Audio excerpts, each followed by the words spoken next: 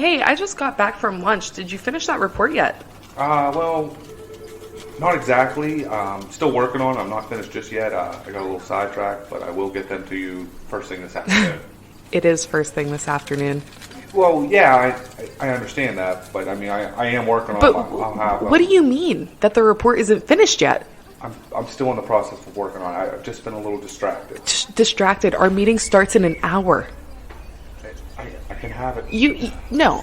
What were you doing? Were you listening to another hunting podcast again? I swear, I give the staff in this office the freedom to do whatever they want to do as long as they meet a deadline. That is the first bullet underneath your job description. Pays attention to detail and deadlines. And deadlines. With emphasis in FO.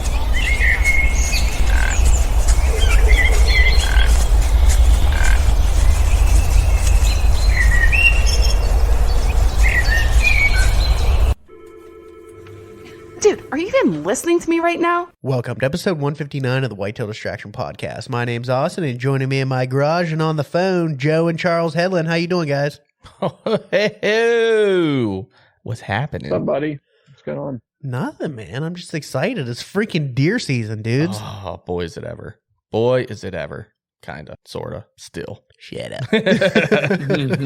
It's been, oh my God, what a year, dude. It's been one so far. What a season. For weather-wise, think about it. I mean, we had, opening week was, it was pretty warm. But it was nice. But it wasn't bad. It wasn't. We had a couple bucks daylight though. Still for being that warm. That's It was good. surprising.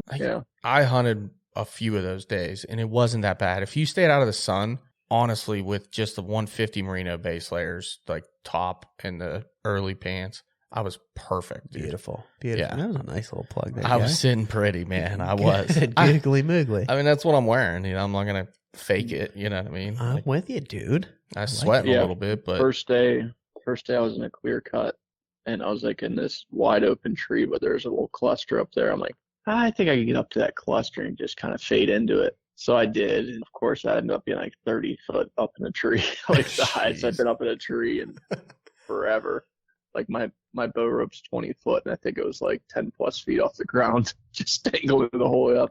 It's funny that you mentioned 30 feet up in the tree because I hung a camera this weekend, and about 10 feet away after I hung it, I realized while I was up in this tree hanging it that there was a super duper old lock on. Like nobody's hunting out of it. It's that old. But dude, if it's 30 feet, I'd be surprised. It was like a skyscraper stand. It might have been 35. I don't know. It is so far up there, dude. Like it would have been scary to sit in. Why do people do two that? sets of sticks. Yeah, like it is way up there. Eight sticks up there. That nut probably just had like the pegs in the tree too. I don't know. I didn't see anything. There was no anything up to it. It was just up there. Those tree pegs scared the living hell out of me. I've never even maybe used put them. a long time ago, and it grew like The tree just grew, just kept growing. It just kept growing. Tug it with it. It was 20 feet when he first started hunting there. It's now 30. Well, that's, I'll tell you what, the one ladder stand that we have at the murder ladder,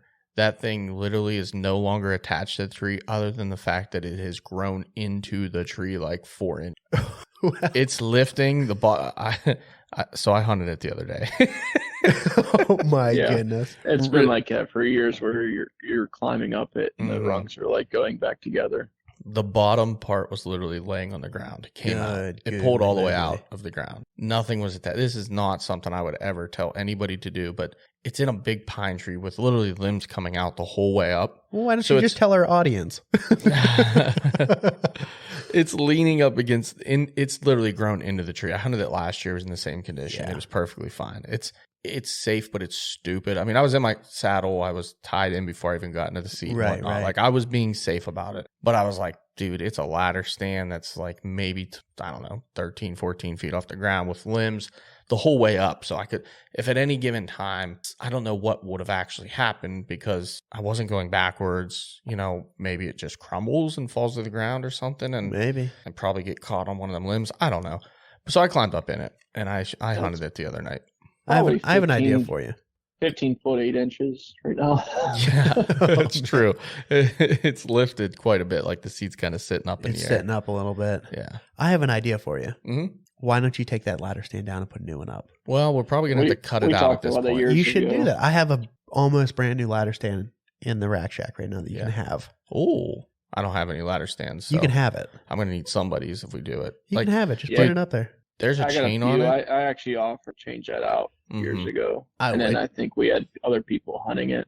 Like people we didn't know were hunting it. And I was like, why am I changing this out for somebody else? I'm not going to give someone else a brand new ladder stand. That's possible too. But now, I mean, dude, there was a chain on it at one point. The chain you can't even see anymore. So you're going to need a battery powered cutoff wheel. You're going to need definitely some cutoff wheel. You're going to need to cut a lot of metal to get this thing out of the actual tree. And then what do you do? Because once you cut it off, then what? You're falling. You fall? You just fall? I thought about just putting my rappel stuff on. That's what I would do. Just in case. Kick it off and then rappel down. If we put a ratchet strap around like one of the rungs around the tree to keep it to the tree, even when we cut it, I don't know. I think it might create some issues with some pinch when cutting it, but other than that, that's possible. I would definitely figure that out though, because that's a good spot. I could easily just hang right beside it and cut. Yeah. Yeah, I got 2 wall hangers out of that tree. My first 2 wall hangers actually. I shot my buck last year out of that tree. So I named it the murder ladder. Yep. I missed the biggest buck of my entire life out of that tree. Dude, like unbelievable deer. See, you just need some new stuff going on there. A long time ago. You can put a lock on in there. No, I don't know how you get to it. My dad likes to hunt it, so you don't like he's not he won't have a lock on. Plus, it'd be hard. It'd be hard because there's nowhere on the tree to climb up because all the branches. Yeah. Okay, so like the ladder's just far enough out that's keeping you in between the branches. You're literally like up there. It's just, you're tucked into a pine tree. I like it. It's legit, but well. Before we get too deep into this episode, we do have to mention our partners of the show. That's right. And first and foremost, I want to bring up Scree Gear. The best on the planet, man. I absolutely love them. They have been coming out with almost like a new initiative, basically. When other competitors are raising their prices, they're making a concerted effort to lower them. Yeah, I was just listening to Mike Nilsson's message, just literally on the way here, that, you know, he came up with this whole vision like, 10, 12 years ago when he was out on a mountain on a hunt and his equipment was failing him, that he wanted to come out with some kind of clothing line that would be affordable but also live up to the testament of a mountain and backcountry and what we do even. You know, we beat our stuff up pretty good. Definitely. We really do. And, you know, pulling out pants from 7, 8 years ago or probably 6, in all reality, 6 years ago that still look brand new, true testament to it. And it was just like, look, man, the prices are going up. Everybody's raising their prices. All their competitors, the prices are going up every single year. They just finally said enough is enough, and they cut everything. Permanent cut of pricing. This isn't a sell. Yeah. This is retail just went down. And they're still doing sales. And they're still running sales. Yeah. I don't understand it. It's I crazy. love it, man. Yeah. I love it. It It's definitely great. helps out the average guy. Yeah, and their new product line's great. The Venture Flex pants, my favorite pants in the entire world. I'm probably buying the ptarmigan vest because it's getting cold to the point where the other night I really would have liked to have the vest rather than the ptarmigan jacket in full. But I think that purchase is going to happen really quick. There you go, man. So, and the hat is awesome. I heard from Mikey Fennell. He wore it the other night. He was a huge fan of the new hat, the Guardian Series hat. The Guardian Series hat, man. Yeah, dude. Ooh, yeah. That thing is warm. I need one. Holy. Oh. So, yeah. And then VIP Archery. Oh, man. They've been going to work this year, man. Yep. They have been going to work. They've been going into battle. There are several bloody VIP broadheads around Pennsylvania from what I'm hearing. That's what I'm hearing too, man. 100% made in America, veteran owned. How much better can you get? You know how much better you can get? Matt and Cindy. That's how better you can get. That's right, man. The best people out there, man. Yep. I love them. True red-blooded Americans, like through and through. Phenomenal people. So I would totally agree. If you don't like American made and veteran owned, you might be ISIS. I think you are. You might have to get them on again soon. I like this podcast with you guys. Good call. I will talk to Matt and we will make that happen because I talked to him for a long while the other day and he's got some good energy right now. His health is starting to look in the right direction. His cancer is pretty much gone right now. That's fantastic. Yeah, which is crazy. That's the best news possible. Yeah. Crazy. What is that? Remission? In remission, yeah. Yes. Okay. I was just making sure I was saying that right. I mean, obviously, I should know that, but that's what he said. Yeah. So that's a beautiful thing. Huge. Man. You know, obviously with that, there's a lot of secondary pains and whatnot, but you know, he's trying to get back out hunting and doing some other stuff. And the dude just. I agree, man. I agree. Really cool. But yeah. So speaking of broadheads going into battle, I actually sent the new commander through a doe. You did, man. Like last week or something like that? Yeah, that was last week. It wasn't even that long ago, no, was it? It wasn't. Yeah. I tried it out for the first time and killed a doe with it. I don't mind it at all. It leaves more of a wound channel, like a fixed blade, 3-blade. Yeah, I would agree. From what I saw from it, yeah. So, you know, because those blades obviously kind of like compress down just like his other blades do. And then when it hits, you know, it opens up. And when I found it, it was fully 100%, no doubt about it. It was open. Yeah. Buried into the ground behind the animal, probably 5-6 inches. And I pulled it out. I'm like, okay. And when I found the deer, which was a crazy track job to begin with, just because she'd crossed that damn creek. Yeah. And I was afraid of that. That doesn't help. You know, and I ended up stumbling into her by pure happenstance, walked right into her and found her dead laying there.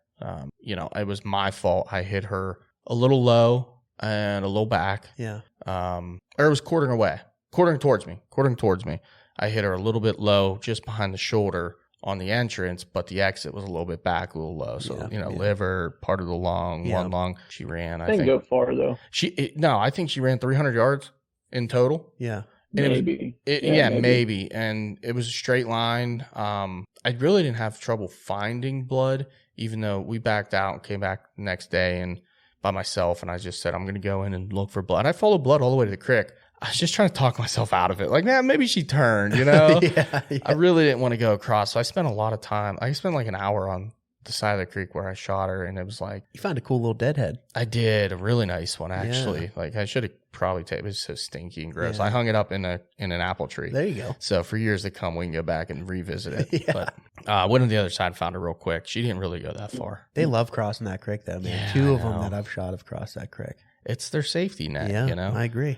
It sucks, but washes that blood away, man. It gets real tough. I got lucky, walked right into her, found her. I doubled up early in the year on some does as well. I shot 2 smaller deer. I would like to point out you're leaving out a very key aspect of finding that doe. Yeah, I know. I am. You broke out the old trusty. Yes, I did. It was actually really funny.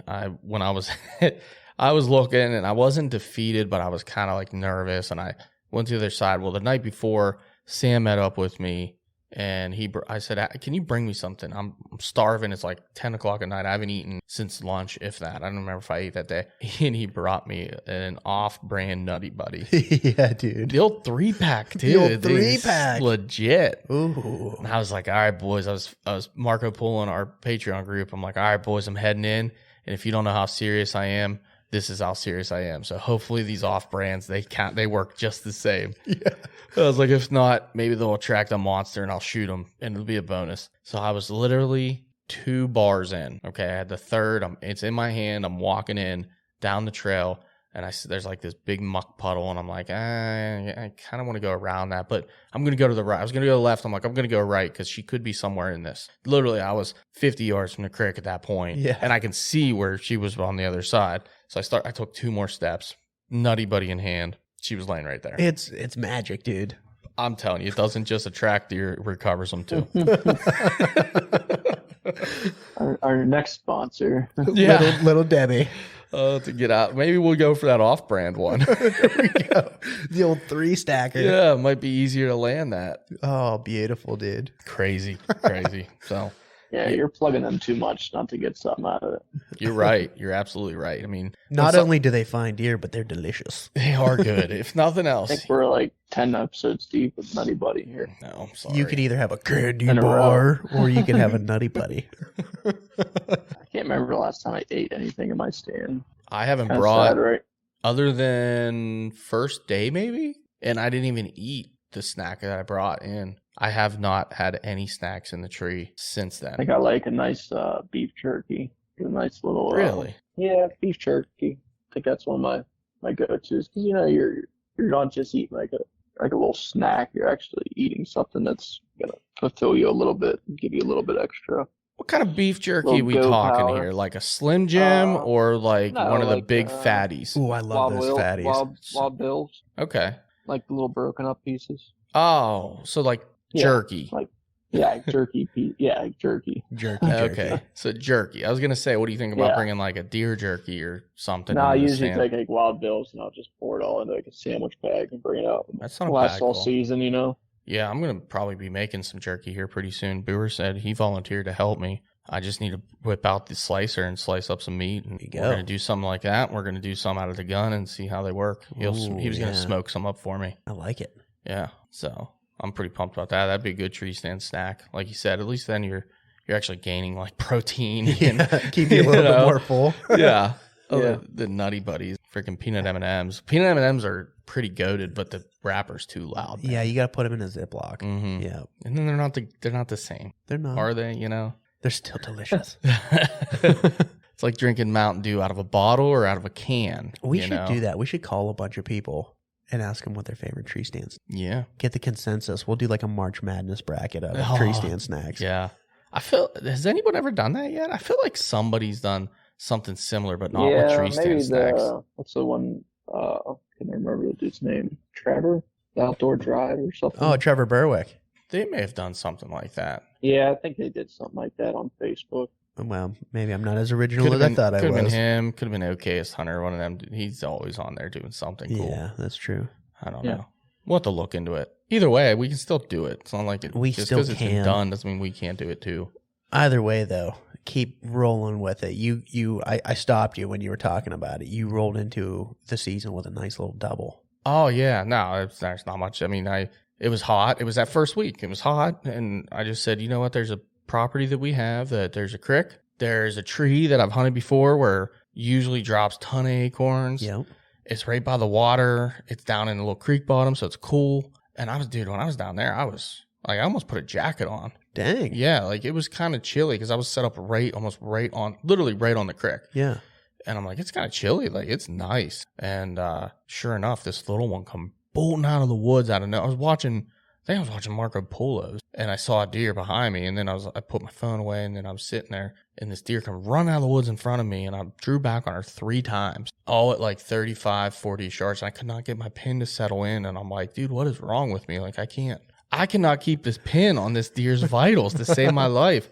And I didn't feel comfortable, so I let down. And First deer of the year. First deer of the year. And first two, I mean, technically I missed 1 and 2B, but still, I don't count it. It doesn't count. It doesn't count. You know, first deer, the first 2 times I drew back, she just like went through the opening. I let down. Third time she was in the open, 35, and I could not get my middle pin to like really, really settle. And I'm like, I'm not going to just fling an arrow at this distance deer. It's too hot for that. Yeah.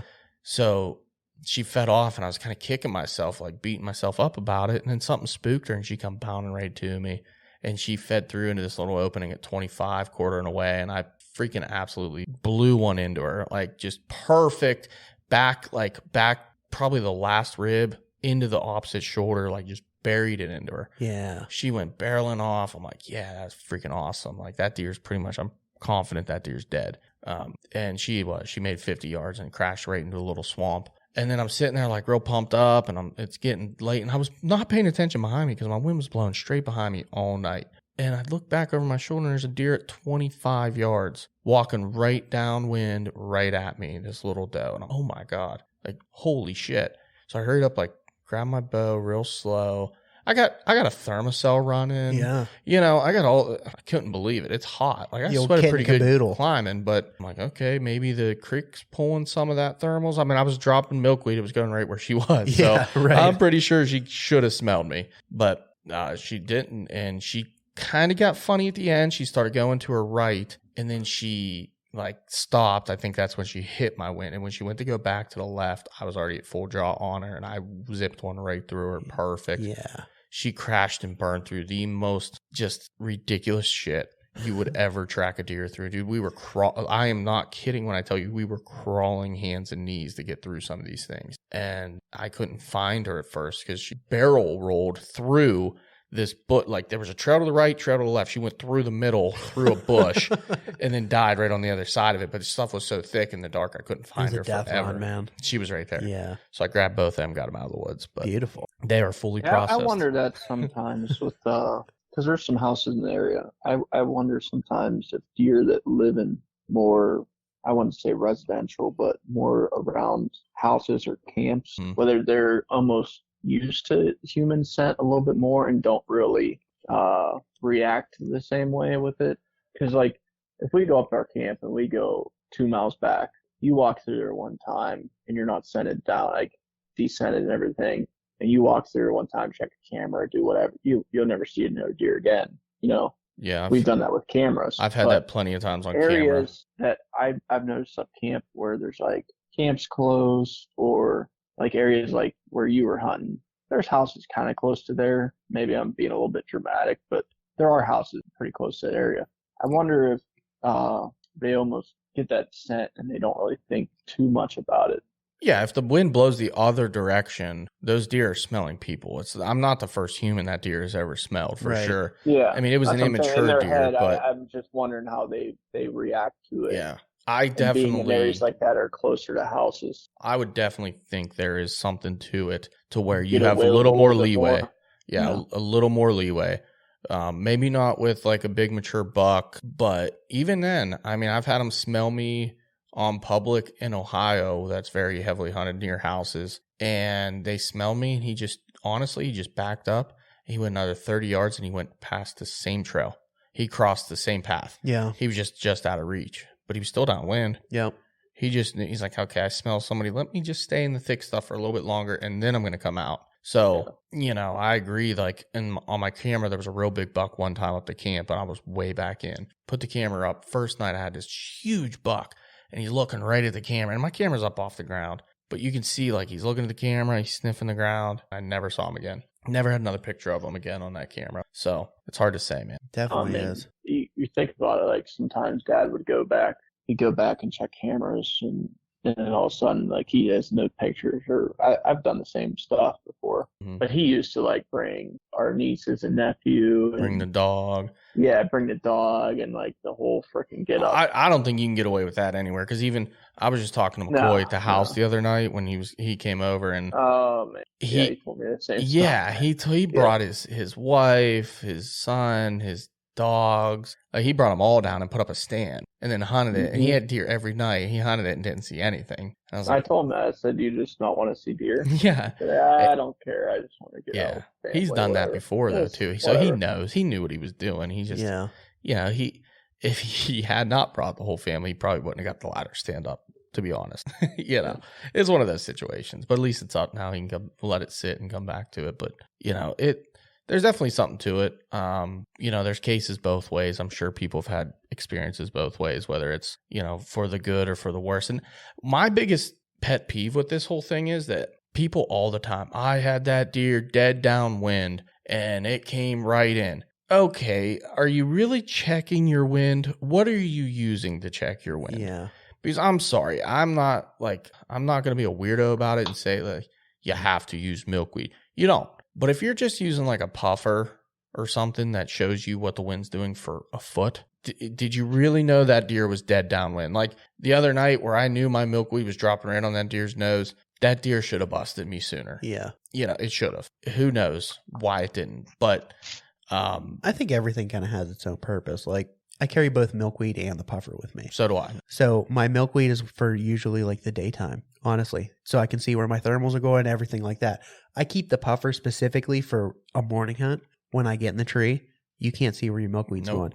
I have my little headlamp on, maybe throw on the green or the red and give it a couple puffs and kind of get like a good general direction where the wind's going. That's what I use. I've been using the puffer walking in. Yeah, it's perfect for walking in. Yep. Quick, I have it right on the side of my paddles, my saddle pack, my saddle pack, like right on the little pouch. I have it right there in that little pocket. Yeah. I pull it out. If I'm walking in, I just want to check it real quick. Puff, puff, puff. You know, I'm at the base of my tree.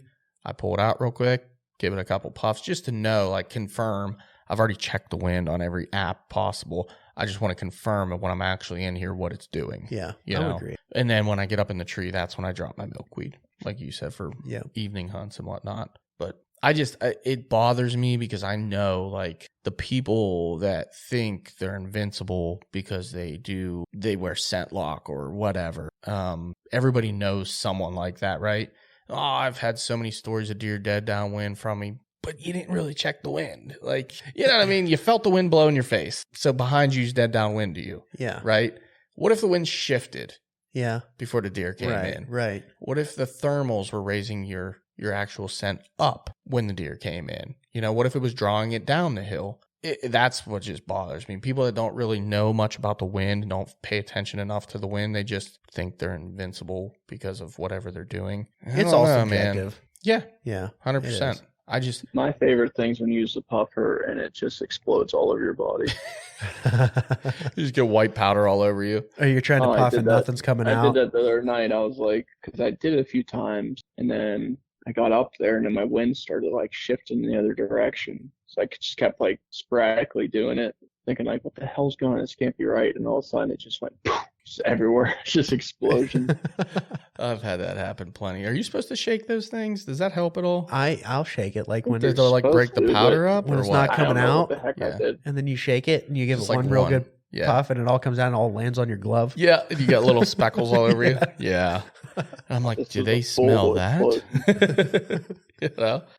You know what we forgot to do because I'm covering up my phone. We forgot to mention, since we're talking about kills and whatnot, we forgot to mention we were way behind on a bunch of kills. Bunch of people. I don't even think we have a complete list here, but we got definitely a list. But we have a hefty list. Yeah, man. Yeah, and man. I am here to say a lot of these came from the last couple days. Yeah, I would say so.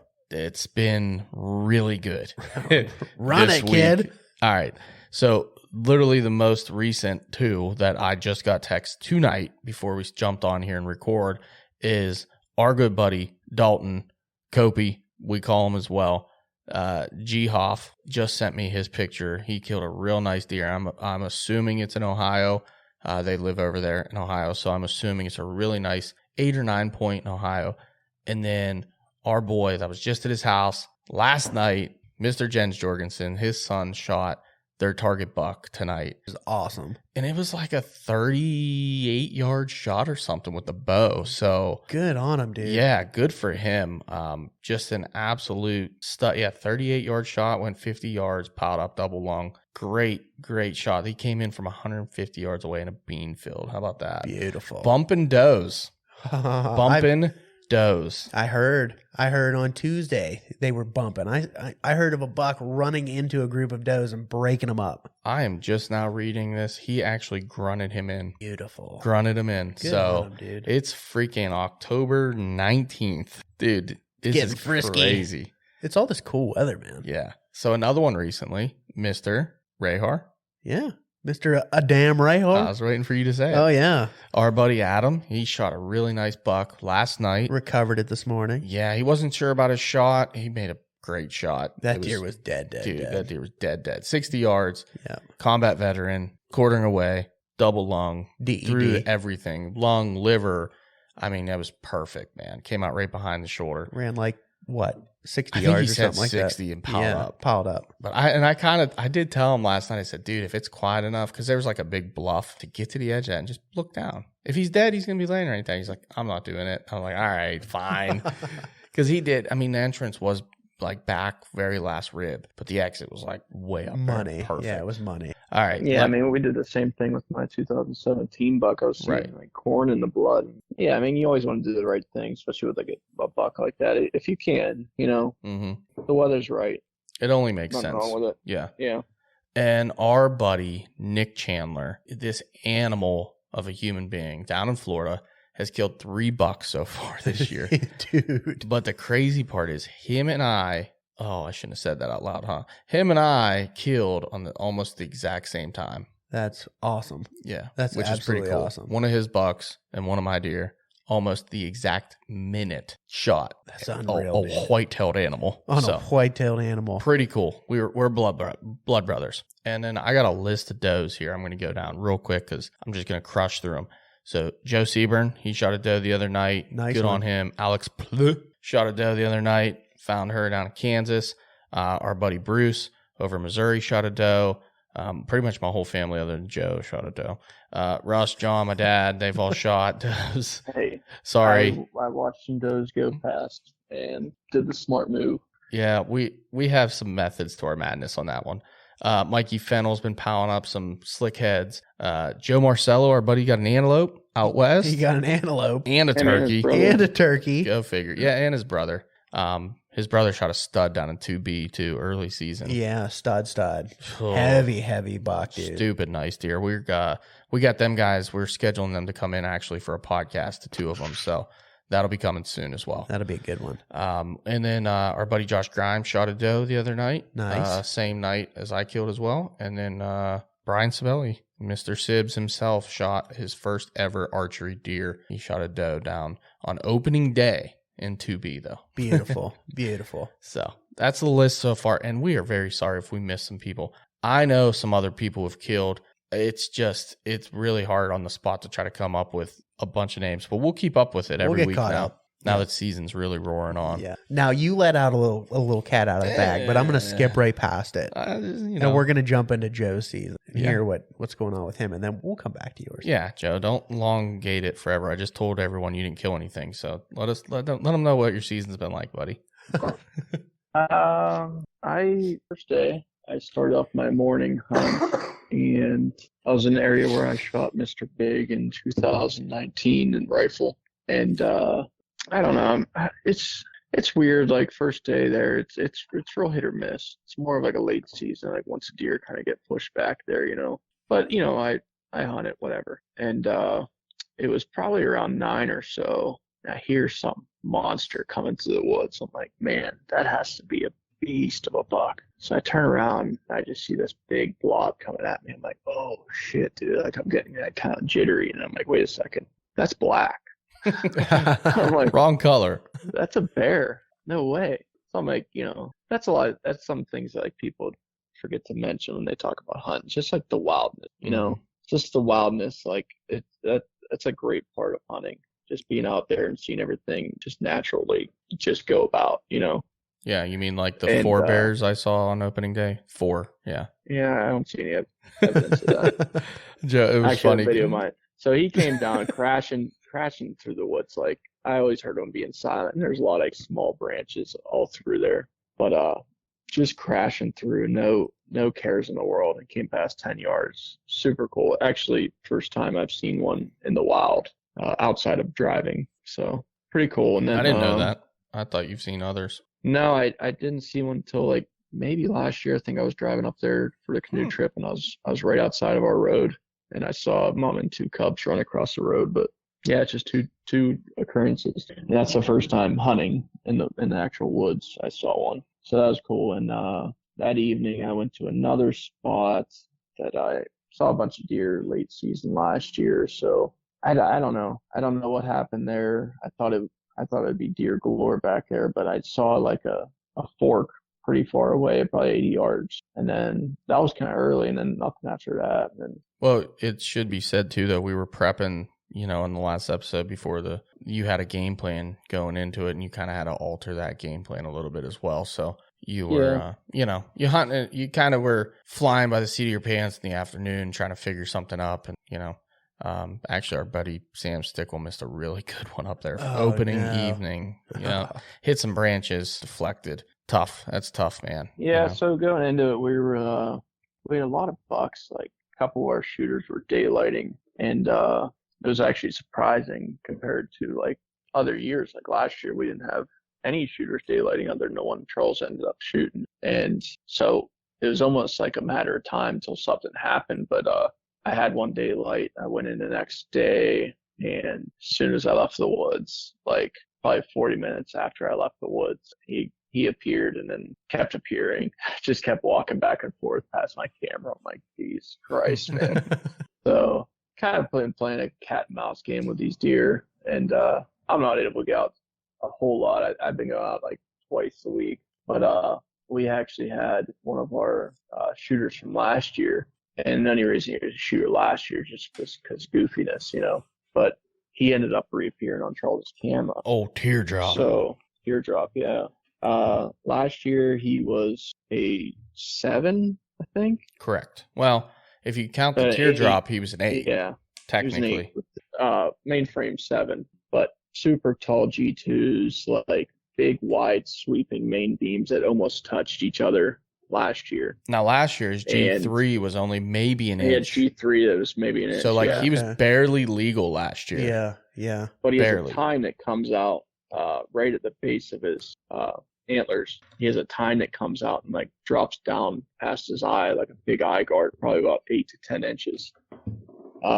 So last year I was like, I'd love to kill him. Just, he got those real long G2s. Like, his frame's there, but it's that gene. Again, it's that gene. Yeah. He's a big bully buck too. Like, he's not a young deer. Big. Oh yeah. So he reappeared. So I started looking at the maps and everything, and I'm thinking, okay, well, if he was here at this time, he could have been bedding here. Why haven't we got him on camera? Maybe he's coming out the other way. So I tried getting on the other end of the bedding, which I thought he was at. And I got into like an area where it's kind of like I was low on time, so I had to find a tree quick. But I kind of got back in this area, and I kind of put myself in a position where I kind of handcuffed myself to this spot. And then I'm like, could deer come through here? Yes. Is it a good, like, safe? You got to think. I was pretty much going off of like premium bedding and then like a safety route out, or like a safe route for them to travel. So I'm thinking, this is a very safe route for them to travel. It's super thick, and they're gonna pop open to me. Got premium bedding right there. I don't know. So 3 doe end up popping out at like 25 yards, and they cruised past pretty quick, and never even picked up my bow. I was just like, you know what? I kind of told myself, like, if I shoot one of these deer, they're gonna turn around, run right back into that bedding. I know it for a fact. Like, blow it all up. It's pretty much what they do, So they're going to go in there, and then I'm going to have to go in there, and then the whole area's going to be screwed up. And then we'll never have that deer daylight if he's in there, Yeah. So pass that up. And then other than that, just kind of trying to chase the camera sign, really, If I got something going on, I'll try jumping in there next day. So we'll get to that later, but. Yeah, we haven't. That's about it so far. Haven't had a ton of like live intel in there for you because, like you said, you're not hunting nearly as much as you usually would, and it's kind of like letting our cameras do our scouting for us a little bit, even though, And I've had this 9-point man. He's so borderline, but I've had him in the last week like religiously go past my stand at daylight. Junior, like his name's Junior. Call him by his name. Yeah, every day. It's either morning, night, morning and night. Skip a day, night. We don't know it's which all daylight. We don't know which junior he actually is because he looks like the junior of a couple different bucks, but he's just Junior. I think we had him since Velvet, and when he started popping up in Velvet early, I told Charles, I said, "Look at that frame, man. Like if he grows, he's gonna be like that 160s." Junior, like he just got that symmetrical, nice frame. He had a split brow. He started coming up with the one split brow. I'm like, dude, he could be magical. And then all of a sudden, he just stopped growing, and he stopped growing. And then we saw, hard horns, and it was just okay. Well, I don't think he's a shooter, dude. Like honestly, in another year, he'd be something very special. Yeah, I keep going back and forth on this deer because he's a caliber animal that 98% of Pennsylvania hunters would love to have. Don't get me wrong. He is a great buck, but he looks young. Yeah. He's got the genetics, and he does have very, very similar characteristics to the 1C2 or whatever it was that Joe shot. Yeah. Splits. Like we keep going back and forth. I'm like, dude, you could shoot that buck and he would be a respectable buck. Everyone's going to tell you it's a great freaking deer, and he is. But if we give him one more year, and it's risky because that's risky. You don't know if he's going to make it another year. He's a liability on how he's acting. Yeah, he's daylighting every freaking day. Like the dude almost wants to be, getting himself in trouble. And it's like, if he stays here and he's comfortable and he's, secure in that one little tiny pocket and he doesn't, rummage all over the place in the rut, there's a chance, but next year, what if, there's no apples on a tree or there's no corn in the field or, what if this happened? What if that happened? It could change his whole pattern and we could be back to square one. We could think he disappeared and really he's just on the other end of the property and we don't know anything about him, So that's true. It's a risky play, And I wouldn't blame Joe if he killed him. I wouldn't, be against it if he let him walk. But the only way I'd kill him is if I went in there with a ghillie and a recurve, and I got my first recurve kill on him. Because the way that's set up is like you got a thick edge. You could easily dip into that thick edge with a ghillie and have him right there pretty much any evening you pick. Like he's almost making it too easy to the point. And I don't even want to hunt that stand because it's just those apples are so crazy right now. There's doe after small buck after him, and it's so crazy in there right now that I know I'm just gonna like blow it out. I'm gonna have too much deer on top of me. Yeah, so I'm gonna end up blowing it out. There's that buck, and then there's old apple neck. There, dude, we have this 7-point. Oh my god. He's a monster deer. It looks like he's got 50 apples stuck in his neck. Like that's how he's daylighting right along with him. I've sent you some pictures. We don't have a name for this deer. He's the big 7 this year. He was the big 6 last year. He was the big 6 last year. This dude. The best way I can describe that deer. Look at that. He looks like a bear on peg legs. Like, have you ever seen the picture of that buck that's sitting there with a couple of does eating the corn? That real and big it's just fat like one. Enormous, and it's like that meme. It's like, damn boy. Yes. That's what that deer looks like, man. Dude, honestly, yes. He's massive body. Huge. He turns his neck and you can see neck wrinkles. Yeah. When he turns his head away from you, you can see his neck from the other angle. I want to see him when he starts running, dude. He's going to look like a He's going to be all neck. There's a moose. He looks more like a rhinoceros than he does a deer. Like that's like ridiculous.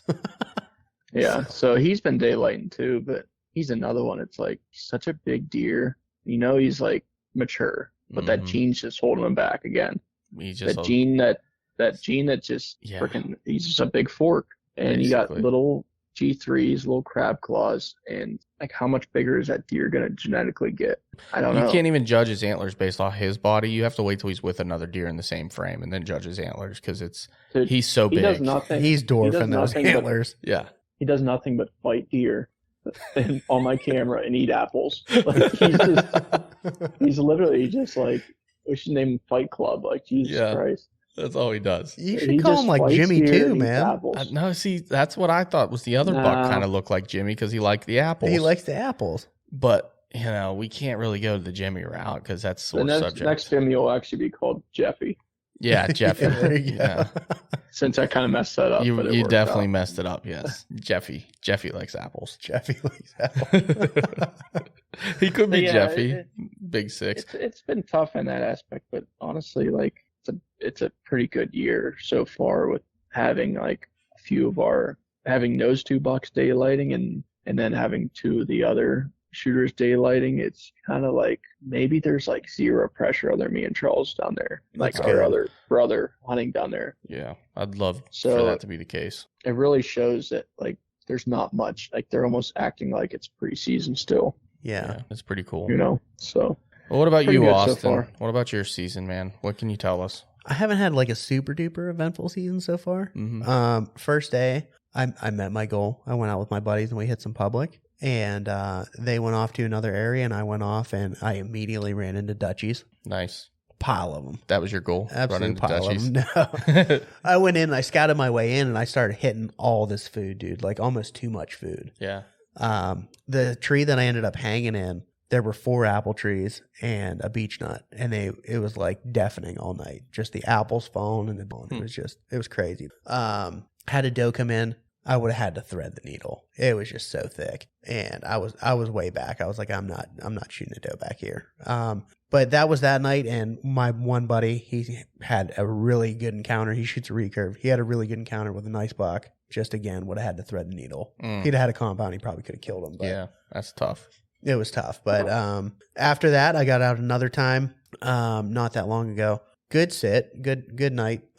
Squirrels were everywhere. The acorns were dropping. Found some sign. Kind of used it as like an observation sit. I wanted to get a little bit more intel because I haven't hunted the property in a couple of years, and a lot of trees have fallen back there. So it really shifted the deer's movement, and I wanted to get an eyeball on them. And man, it was like probably 35 minutes before dark, like right when you want to start seeing deer. And dude, a freaking tree came down. Nuh-uh. Man, it was the loudest thing in the world. Scared the crap out of me. but also scared every other deer in the county. Yeah. And I didn't see deer that night until I was walking out. That sucks. So the thing about this property, there's been a pile of does showing up lately, and actually a really nice 10-point. Nice. Well, I came out and I was talking to my cousin. He met me out there, and he showed me a picture, and that 10-point literally last week busted off his entire right side, almost at the base. So I remember this His whole story. main beam, dude. Yeah, you told so he's the now a story big 5-point. on the polo. Yeah. Have you gone back to see if that branchler was an antler or not? No, I haven't. Why? I know. I need to. Why? That's funny that you brought that up. I forgot. Jeez, I completely Louise. forgot. I was up in the tree and I was talking to them on Marco Polo, and I could see like way down there. I threw my binos up on it a couple times. I was like, man, that really looks like a shed down there. It's a big side if it's a shed.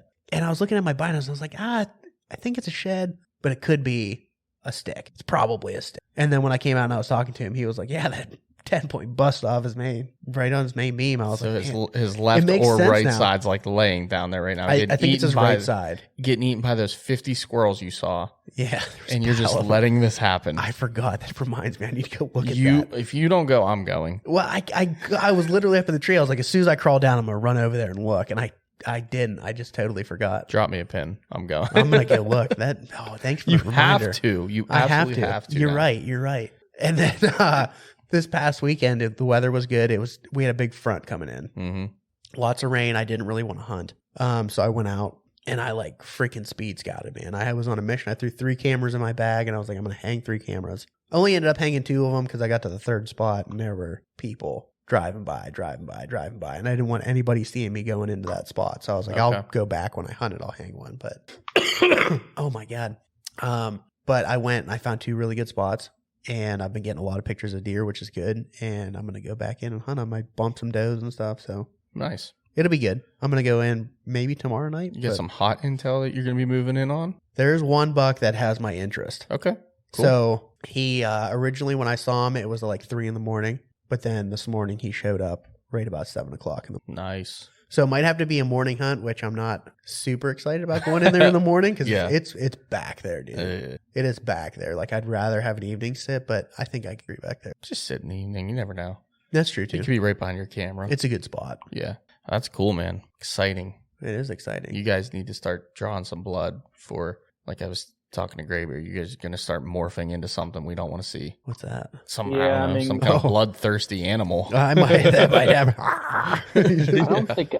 I honestly, like, I never really passed up on a doe before that I had tagged for, obviously. But I feel like I haven't hunted a spot this year other than like up camp that I would have shot a doe. I feel like every single spot I went to is pretty much, that's the thing though, like these bucks they've been daylighting. So it's like I told you the one day, I said, it's too hot to go into doe country right now. Like I thought you meant like hot, temperature wise when you sent me no, that. no, by the way. no, I'm saying It's like literally what I hot, thought. meaning, I'm like, what's he talking about? It's 55 degrees out. It's not even hot. I'm saying hot, meaning like with the bucks going The around. intel, man. yeah. The bucks daylight and everything. It's honestly too hot to be even worrying about it right now, which is kind of weird being early season. But when it's hot, you know. I would agree. Yeah. So, yeah. That really does lead perfectly into kind of not the beginning, but the beginning of the story of what happened. Let me set the scene here. Okay. Because it was earlier on this week. It was Tuesday. It was Tuesday. And I woke up in the morning and I came out to my truck and it was cold. It just it smelled like fall. And I was at work and I started looking at some stuff and I started getting some pictures on my camera. I was like, ooh, piquing the interest. Mm-hmm. That was actually the night that I got that buck on camera at first. And I was looking and we had a little bit of something coming in that very next day. It's like, okay. And I was looking a little bit more and the barometric pressure was rising. It was like 30.1. I was like, ooh, this is nice. Came out of work at lunch break and it was like 52 degrees. And nice steady wind. Yeah. A little bit of cloud cover. I was like, man, it's going to be a good night. I started texting people and talking to guys at work. I was like, tonight is... Some people, like the moon people were talking about it was a good new moon. It was a new moon, yeah. They were talking good. It was hunt the evenings. It's a good new moon. I was good like, new moon. I don't know. I don't disagree with the moon thing. I don't follow it. I don't either. But like talking with Mikey Miller tonight, he was saying the same thing. I think the moon phase with the right weather is when it works. Yes. I'm more reliant on the weather than the moon. Yeah. But there was something because, dude, a pala deer in bunches were Everyone dropping. that I talked to had crazy nights. Yeah, like it was a very very good even night. the week before that, Charles, was it Saturday and Sunday? We had Crooked Tine show up in the evening. Was it? Yeah, so Was Saturday. It It was the previous week. It was the previous previous week. Yeah. It was the 7th. Me and Joe were up in New York at a wedding for a buddy of ours, and we were both in the wedding. And Crooked Tine showed up for the first time in daylight at 6:25. Walked right past my camera. It wasn't his first time, but it might have been his During first time season. Season, maybe. Yeah, maybe. during season. Like he was obviously in daylight before the season, but during the season, this is the first time he showed up in daylight in front of my camera. Joe may have had him a couple times. We're not sure. Brucey showed up on daylight that one time. That's who I went after. Yeah, so Saturday night, the first, it was that front moving in. It was that first cold front after that hot week. It rained off and on, and at 6:25, he come up the hill, walk right past my camera. And the very next night was obviously Sunday. Can't hunt Sunday, right? He's there at 7:23. So like just on the past, cusp. on the cusp. Yeah. In that area. So I went in Monday night, like, you know what? I'm going in. Monday night, I have to be there. I hunted it, and I saw some little bucks, and I did not see him. He did not show up. And I kind of timed it. When I hung my bow up that night, it was 7. Yeah. So I was like, I don't know if I could have made that shot or not. But I was hunting. I moved. So that night, I was in the tree. Horrible, horrible sit. I had those freaking spotted lanternflies. Yeah, that's right. All over my tree. Dude, I did not know that those things actually spit out like a nectar. They literally, like a fountain. I had my hood up all night. It was raining on me. Ew. I was getting a golden shower from a bunch of freaking spotted lanternflies all night. And it's like another front butt. Yeah, it's like I looked up and it hit me in the eye. It was all over my face. I got a full frontal from a bunch of spotted lanternflies. Yeah, money shot from fucking spotted lanternflies. Dude, I'm sorry, but I'm like, what is that? I thought it was raining. Everything's wet around me. So I'm Googling it. I'm like, what in the world is going on right now? Like, is this acid? Is it poison? Am I going to die? What's on my face? Yeah, like I'm flicking the shit out of these things as hard as I can. I think I'm killing them. And then I finally watched one because part of their defense is they open their wings all the way up and they got all this red exposed. So when I'm flicking them, they're opening up and I'm thinking I'm killing them. Well, they land and all of a sudden they close their wings and they come back to life and they're not killing them. Like I think I'm flicking them as hard as I can in the head. Now they're ninjas, dude. You go to hit them, they just bail. Like they freaking kamikaze jump off the tree and then they fly away. And I'm like, you can't. Like, you have to sneak up on them and I flick them real quick. I have nothing. I'm not going to smash them all over. What am I going to do? Like my hand? You know what I mean? I'm supposed to kill them, but there's 100 of them. They're already spraying you in the face. And they're spraying me because they're at the top of the tree. I'm not climbing up to the top of the tree. I'm thinking this tree's going to fall over now because they've compromised it. And I'm all worried. I'm looking it up. And the trees can survive from them, but they do weaken them and they can kill trees, vines. I'm in a walnut and that's one of the trees that they attack.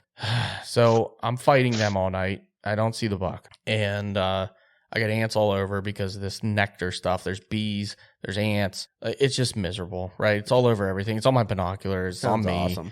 Yeah, like a horrible, horrible sit. Didn't see the buck. That next morning, Tuesday morning. Monday morning, Brucey shows up on camera at 7 a.m. Yes. Daylight. Brucey's a big mature age. Brucey is newly named. He is Brucey Browse. He is a huge, mature, heavy 8-point that almost started to grow a 9-point off his left beam and maybe a split 10 off his G2, but they're both not points. They're just like, you could tell they wanted to be. He's a brute. He is a brute. He shows up that morning in daylight, Monday morning, and I'm like, I'm going in there. So Monday night, I hunt nothing, little bucks. Tuesday night, I'm going back in. Tuesday morning, Brucey's there again, 7:20. All daylight, right in front of my camera. Like, you gotta be kidding me. It's Tuesday. I'm working. I can't hunt in the morning. I hunt Tuesday night. Great hunt. I saw 3 bucks. I saw doe, all small deer. Nothing I'm interested in. They all walked right past. This time I moved over to a new tree. It's a maple. It's gorgeous. It has a little tree grown beside it. And I'm not that high off the ground. I'm only 3 moves on my one stick. And because I'm down the hill climbing up, I'm only like 5 feet above the deer on the trail. And I'm at like 17 yards to the trail. This spot's money. None of the deer knew I was there. None of them saw me. Wind's always a west wind, so it's blowing down over the hill. I'm like, this is freaking great. Access is great, but I'm like, you know what? I'm going to give this a break. I'm coming back tomorrow. I left all my stuff Tuesday night. I'm coming back in the morning. I'm going to hunt for Brucey tomorrow morning. Wednesday morning, I hunt nothing. I can only hunt like an hour. Do we have the days messed up? No. Okay. No. Wednesday morning, I went in. It's a week prior. Oh, Yeah, this is a week prior. This is the week okay, prior. I was like, Yep. This is a. Okay. Yeah, this I know is what you're talking about now. what would that be? The 9th, 10th, and 11th. Yes. Okay. Okay. So I hunted Wednesday morning, and I could only hunt so long because I had an 8 o'clock meeting I had to be on. So I had to get down, e-bike out, got my truck at 7:58. So I was like, all right, whatever. I didn't see him. I bumped a small buck. It was coming up the hill. Whatever, not a big deal. So I left it alone. I didn't hunt there again. We had a ton of small bucks on camera there on that spot. But basically for like a full week, Crooked Tine, which was the 10-point we were after since August, he was our number one basically. We thought Junior was going to be our number one. And then he kind of peaked, and this Crooked Tine buck just kept showing up, and he was like, this deer's peaked in high gorgeous. school. Yeah, he's still wearing his Letterman jacket over there underneath the apple tree, next to Big 7. But Crooked Tine was like, me and Joe were talking like him or Brucey Brow, like that's our one. Other than Teardrop, Teardrop's always going to be number one, but Teardrop has not shown us a daylight picture in 2 years. Outside of maybe No, he the did. rut. He did.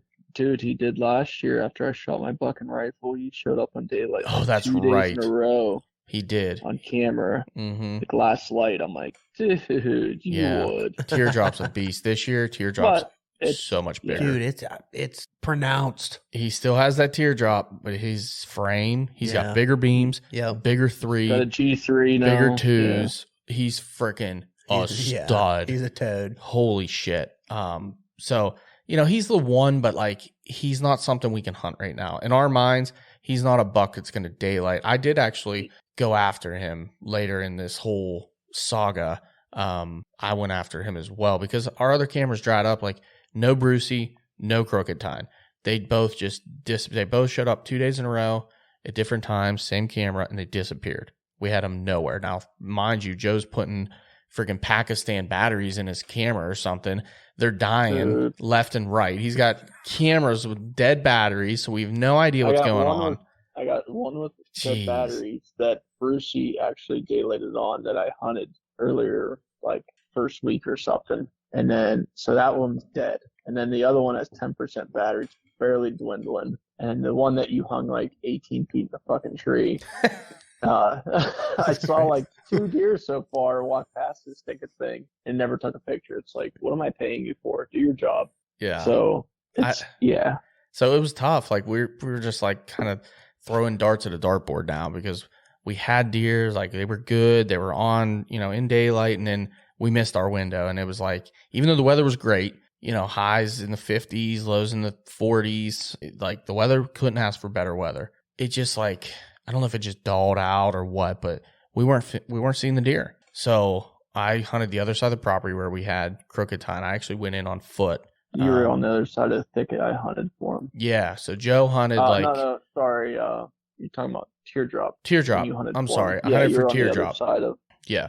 Yeah, you're on the other side of the thicket I was on. I came in from the field because You I were trying to wanted get to that. know if he was bedding in the area in the field that I had marked years ago. That was a buck bed.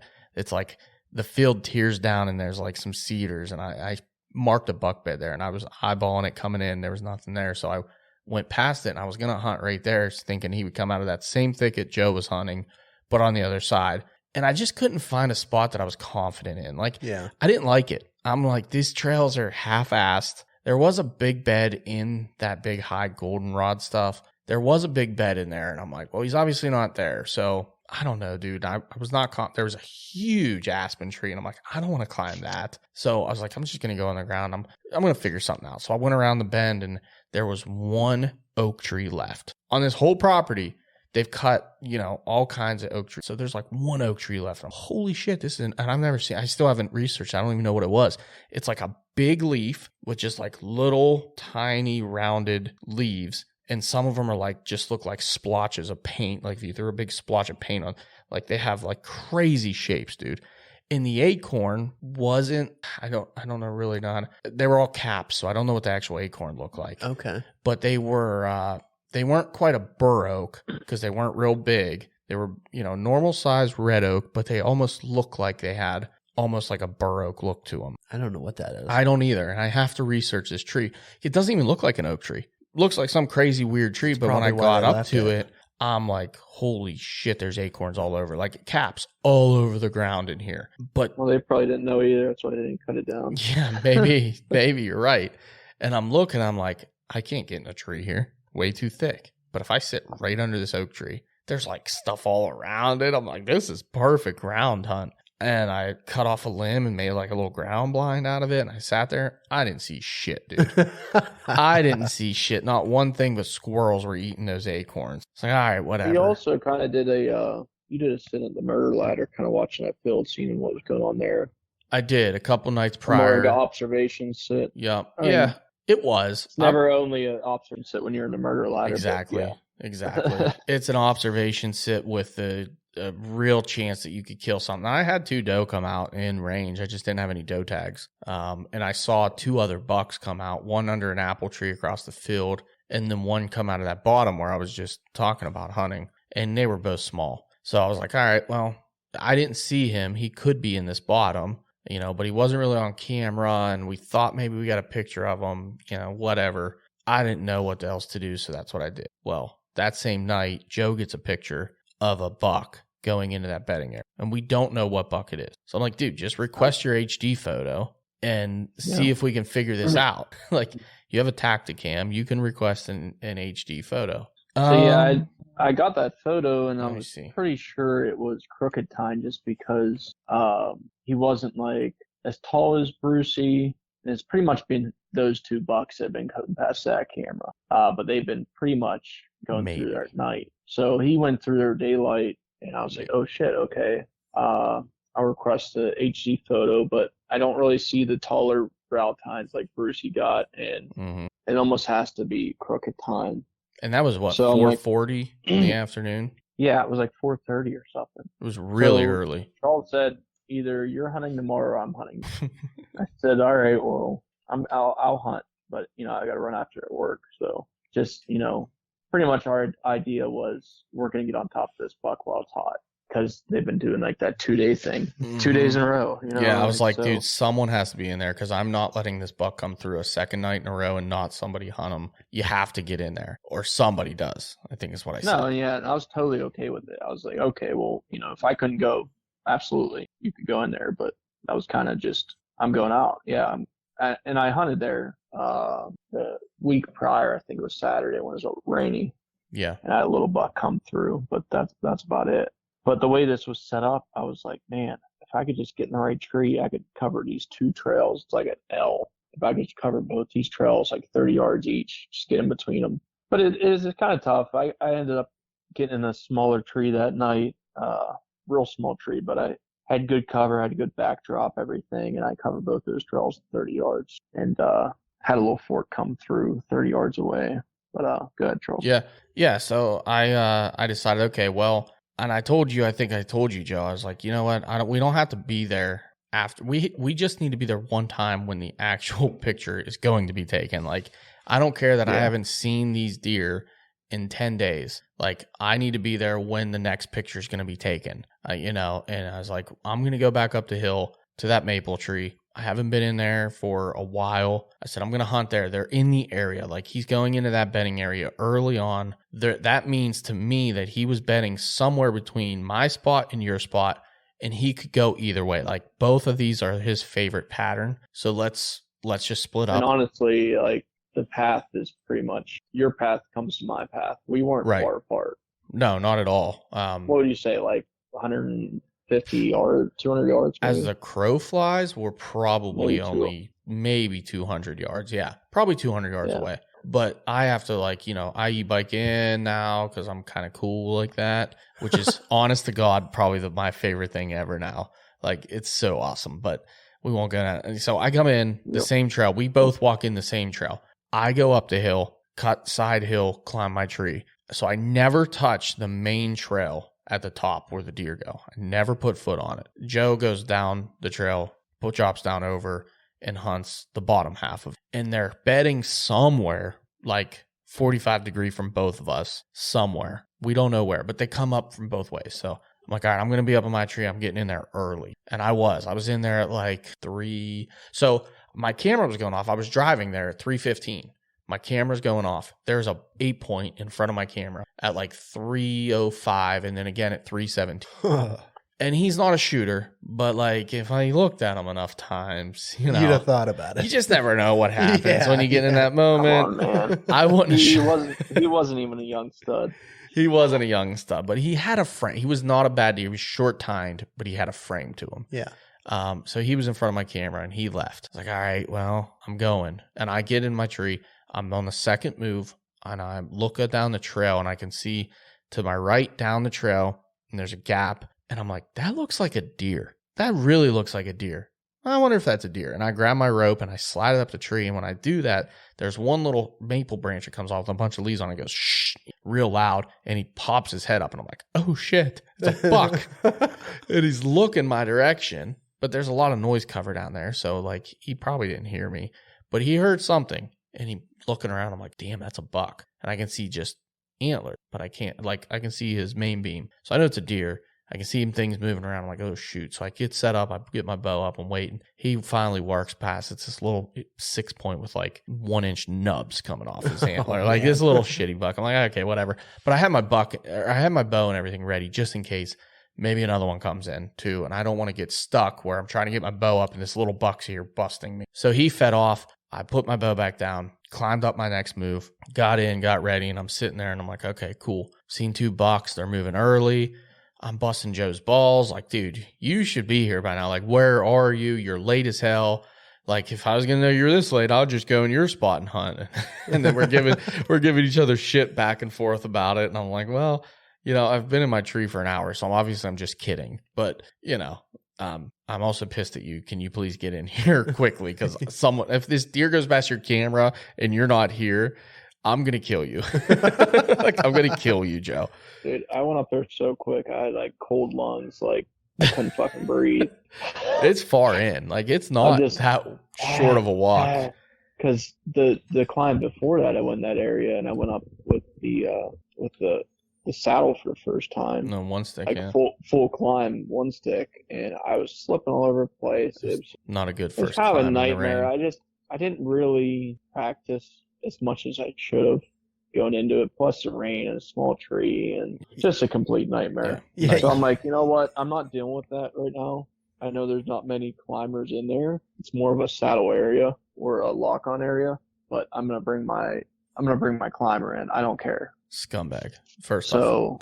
So anyways, yeah, you're a scumbag. Bring my climber in there, and I was huffing and puffing up that hill, just trying to get to him. It's a far walk, and so I see him. I saw him walk past. I could see movement. I'm like, I'm pretty sure it was him. And then, of course, I get on my other camera between the two of us, a deer bailing out. And I'm about 98% sure I see Joe in the background of the picture. There's this little blob that is not in any of my other pictures, and it's blurry, but it looks just like him with a climber on. And you have to send me the time on that one. Yeah, I'll have to figure that out if that was actually you. And there's a blur of a buck running past. I'll pull it up for you, Austin. So I'm like, oh, great. You jumped a deer. I'm like, well, he looks small. Don't worry about it. It's probably nothing. It was most likely 100% me. It was 5'12", and then I walked past. Was 5'12", 5'14". Yeah. So here's the deer I got, blurry running down the hill. Yep. Right away, and there's a blurry person. Doesn't it not look like him? That's 100%. Has to be him, dude. Has to be him right there in the middle. Like that is not in any of my other pictures. So I'm like, oh, great. He already spooked a deer, whatever. I'm like, it's not a big deal. He got in earlier than I thought. We're good. We haven't seen any of the deer on camera. Like, let's just get settled in. So shortly after that, I'm I'm in a better tree now, so I can see down both trails. Because the other tree where I was getting jizzed on by the lanternflies, that tree I can't see left and right down the trail. I can only see when they're right in front of me, and I didn't like that. So this new tree I can see left and I can see right, and so I'm looking down the trail right, and all of a sudden a deer walks out. I see a body. I'm like, oh, that's a big deer, and I'm like kind of getting nervous. And he's making a scrape. But I've seen so many little bucks that look like they have big bodies because I'm not real high in the tree. Yes. And I'm like, I don't know. And I'm not wearing my bino harness because I feel like with this tree, the way it's set up, it's a smaller tree and I have a lot of brush to my right and I have some back cover. That's why I didn't climb another hump up. Yeah. Because I would be totally skylit. But to my left, there's nothing. And I have to swing out around the tree to take a shot. So I want to try to stay kind of behind the tree and take the shot. And it's kind of a steep angle. And every time I was doing my practice draws, my string was kind of hitting my bino harness. Okay. So it's like, I'm not going to wear my bino harness. So I have them open, sitting right here in my backpack, right next to me. So I grab them and I pull them up and I see a deer and he's making a scrape. And I can't see, like I can only see body length, like the height of a body and down in this gap, but I can't see his head. And I don't know what that is. I'm watching, all of a sudden he puts his head down and I see 5 point on the left. And I'm like, oh my God, that is Crooked Tine. Like, he's the only 10 point on the property. That is freaking Crooked Tine. Holy shit. And I am starting to have a panic attack at this point. Like I'm already falling apart. I'm like, all right, you need to calm down. I just couldn't believe it was all actually coming together. Like for the first time, this is the first time we've laid eyes on this deer on the hoof. I'm like, holy shit, this is crazy. And I'm looking at him way more than I should. Oh yeah. Yeah. Way more than I should. And now out steps a second deer behind him. I'm like, holy shit, there's 2. And it's Brucey Browse. And I'm like, holy hell, Brucey's a freaking stud. Yeah, dude. Like, I obviously know what Crooked Tine is. Like, he didn't surprise me, but Brucey was always kind of a question mark. Is he a shooter? Is he not a shooter? Like, it's one of those bucks, you kind of see him in different pictures and you're like, shooter. And then you see him in another picture, like, I don't know. yeah, like maybe not, you know? And then the pictures you had him in, it was like, okay, that's not even a question. He looks like an The absolute ones I had, stud. he just, yeah, it's weird. So I see him and I'm like, holy hell, our 2 hit listers are on the same trail together. What now do I do? Because Decision time. now I'm like, I would never have thought in 4 million years, my entire life, that I would ever have a situation where I actually had 2 shooter bucks coming in together and I would have to pick. The situation you always think about, you know? Yeah, it's the scenario everyone says, well, if they both come in together, which one are you shooting? I don't know. I never had that situation before. Right. But I can And tell they're pretty you, close. yeah, They're pretty close. they're 50 yards. Like they're at 50 No, I'm yards. saying like pretty close in size. Like, Oh, yeah. they have their own cool things, but they're both So good bucks. here's you know? the thing. Seeing him in person, Crooked Tine came in first. He made the scrape. And then Brucey basically, like, he didn't physically bully him, but you could tell when he got near him that Crooked Tine gave up the scrape and immediately started working towards me. And Brucey just absolutely annihilated that scrape, dude. Like, spent 15 minutes destroying the ground, destroying the branches, scraping the ground with his antlers, his feet, like just making a ruckus out of that scrape. And I'm watching this whole thing in my well, first it was in the binos, and I'm looking, I'm thinking, dude, Brucey, like Austin said it. Yeah. That buck is actually bigger framed. Oh yeah. Heavier. Definitely. Heavier. He's a bigger body deer. Yeah. He's way more Not mature. not by much, but he is like, you can tell he is the guy on the property. Oh yeah. It's one of the alphas. Yeah, Sure. he is the alpha. And I always thought Crooked Tine was. Crooked Tine was not the alpha. Other than the big 7. Yeah. Well, the big 7 would No. eat both of those deer Nobody's beating up and get Apple him neck. lodged in his neck. Like, no That's one's what it beating is. him up. That's why they're on different sides of the property. But like, Brucey's coming in and I'm looking at him and going, oh my God, like that deer is something really special. Yeah. And he's just an 8 point, whatever, but he freaking, and I'm watching him going, okay, you need to calm down. I put my binoculars away. I know these 2 deer, what they are. And I said, all right, calm down, get ready for the shot. First deer that comes through, I'm shooting it. I don't care who it is. And that was hard for me because the more I'm looking at, Crooked Tine, I'm like, he's a little thinner, but he's wider, but he's not as framey and he's not as heavy. And I'm like, I don't know, And I'm like, whatever. I'm not passing an opportunity because what I would see, you know, Crooked Tine's first coming. He's working towards me, but slow. Like he's made another little scrape. He's feeding on the trail. All these deer did the same thing. They would feed for like 20 minutes, 30 minutes on the trail, and then they would walk past me. And he's coming in and he's feeding so slow. And I'm like, oh my God, this is like I'm in the tree falling apart, like physically, mentally falling apart right now. Like, but I'm calming myself down. I'm trying to talk myself through this thing. Like first deer through, he comes through here. I'm going to draw right here. I'm going to do this. I'm going to do that. Make sure you keep on your form. Don't screw up like last year, you know, get my saddle right. I'm twisted. I'm across. I'm everything. I'm ready, right? Bow's in the hand. Good to go. Well, they take so long. And then finally, freaking Brucey comes off the scrape and starts walking. And that's when Crooked Tine picks his head up and he starts coming. And there's one spot on the trail where I can't shoot, but it's thick enough that when they go behind it, I can draw. Yeah. After that, it's pretty much wide open. Like there's a couple trees, but they're small. And he's coming through. But the problem is if you draw early and he stops, You're going to be holding. you're going to be holding for a long time. And you can't, you know, what are you going to do? You can't shoot him. So I started and I'm like, I'm hesitating because I don't know. Should I draw? Should I not? And in the back of my mind, I'm always thinking like Joe tells me all the time, like I need to go to drawing lessons because I always draw too early on deer. And it's my MO. So I'm like, shit. Well, here he passes the thick stuff. Shit. So I start drawing like slow motion, just literally slow motion the whole way back, thinking he's going to see me at any second. That's tough. Dude, like I'm telling you, it took me probably 10 seconds to draw back. Oh, wow. And I get in a full draw, and now he's going past. Like he was in a couple iffy openings that I was like, I could probably shoot a deer here. Yeah. But I want him in this wide open 15-foot opening. So now at this point, I'm all the way back and I'm just settling in. And he is passing the last tree to the wide open spot. I'm like, oh shit. So I get in and I settle in on him and he doesn't hear me. It's loud. It's loud. It's loud. And he's walking in some high grassy, like weedy stuff. And he takes a couple more and I'm telling you, I am meeping loud, but I'm trying to sound like I'm literally going burp, burp.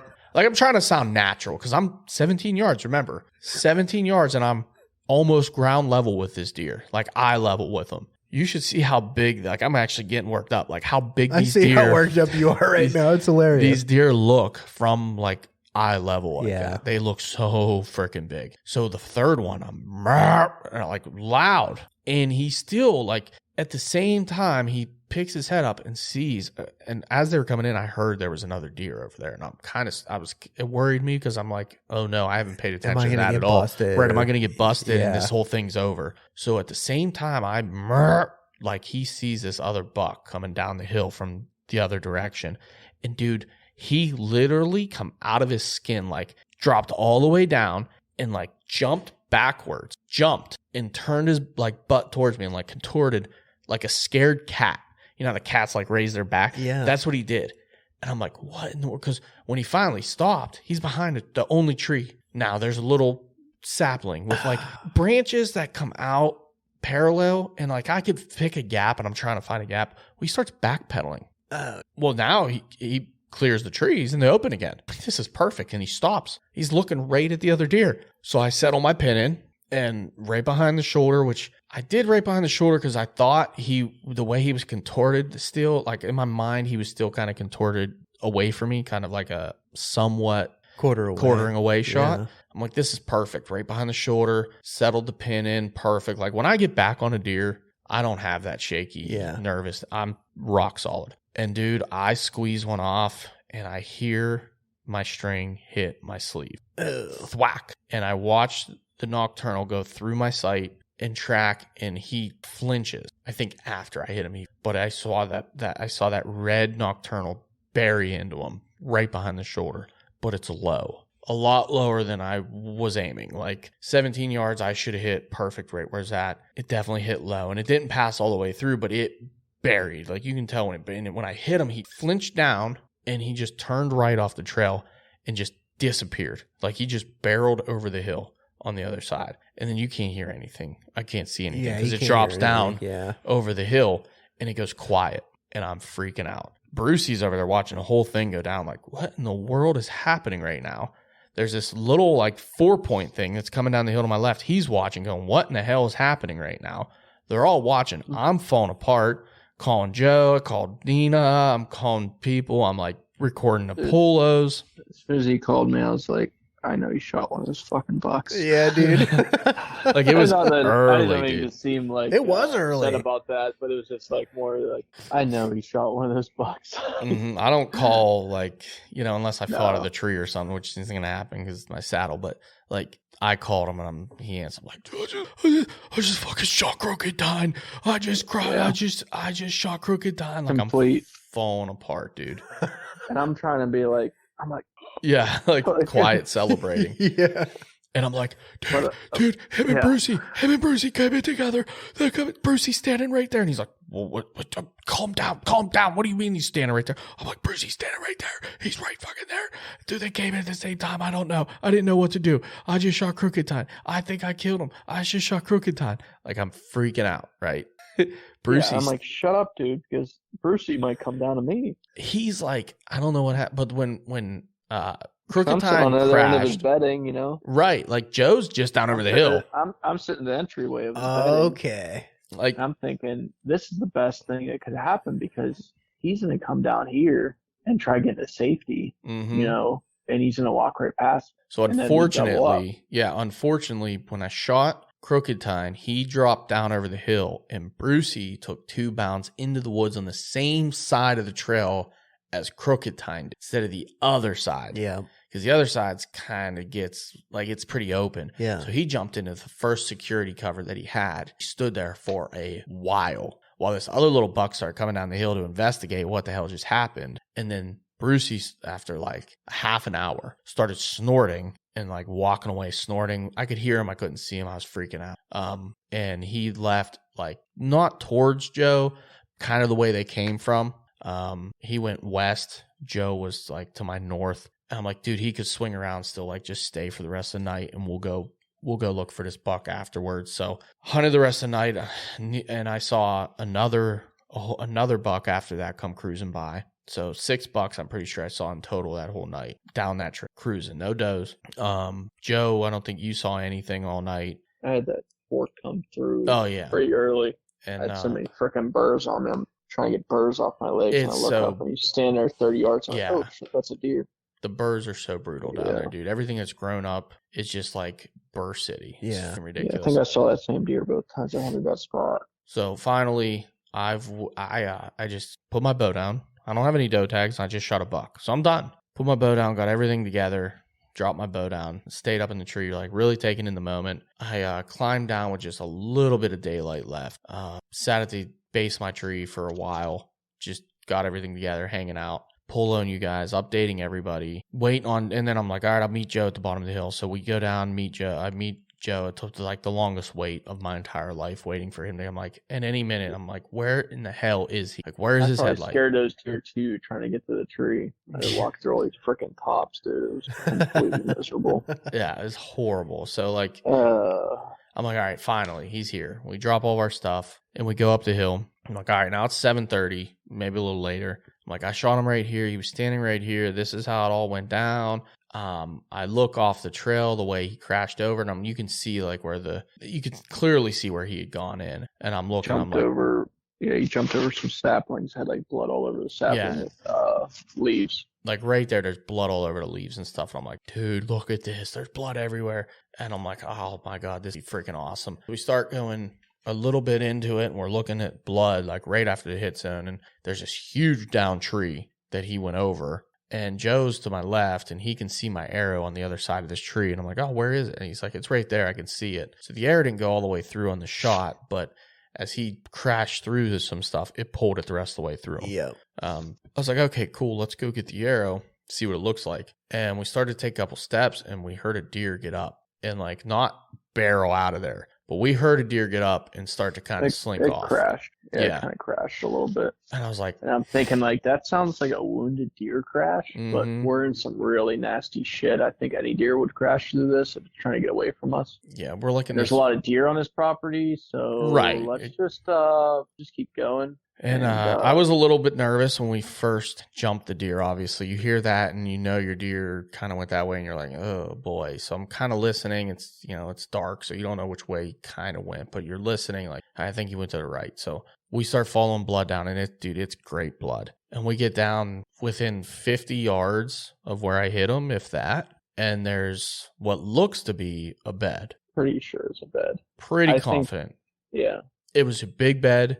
It was in these tall weeds and everything was like kind of laid down. It looks like a bed. Like that might be a bed he used a lot, to be honest. It wasn't like one he just made. And there's blood in it. And it's like right where we heard a deer crash. So it's like shit. Yeah. So now I'm like, what? What just happened? Like, where did I know I hit this deer low, but like it looked in the goods. Like it should have been double lung. This deer should be dead by now. So we start following. Low though, you think about it. If he's laying down, like clotting up his wounds, think about it. That's and it was like blood in there. There wasn't a ton of blood in what we thought was the bed, but like right after that, we saw a couple clots. Dude, he just opened up. Like there was blood, like a normal double lung.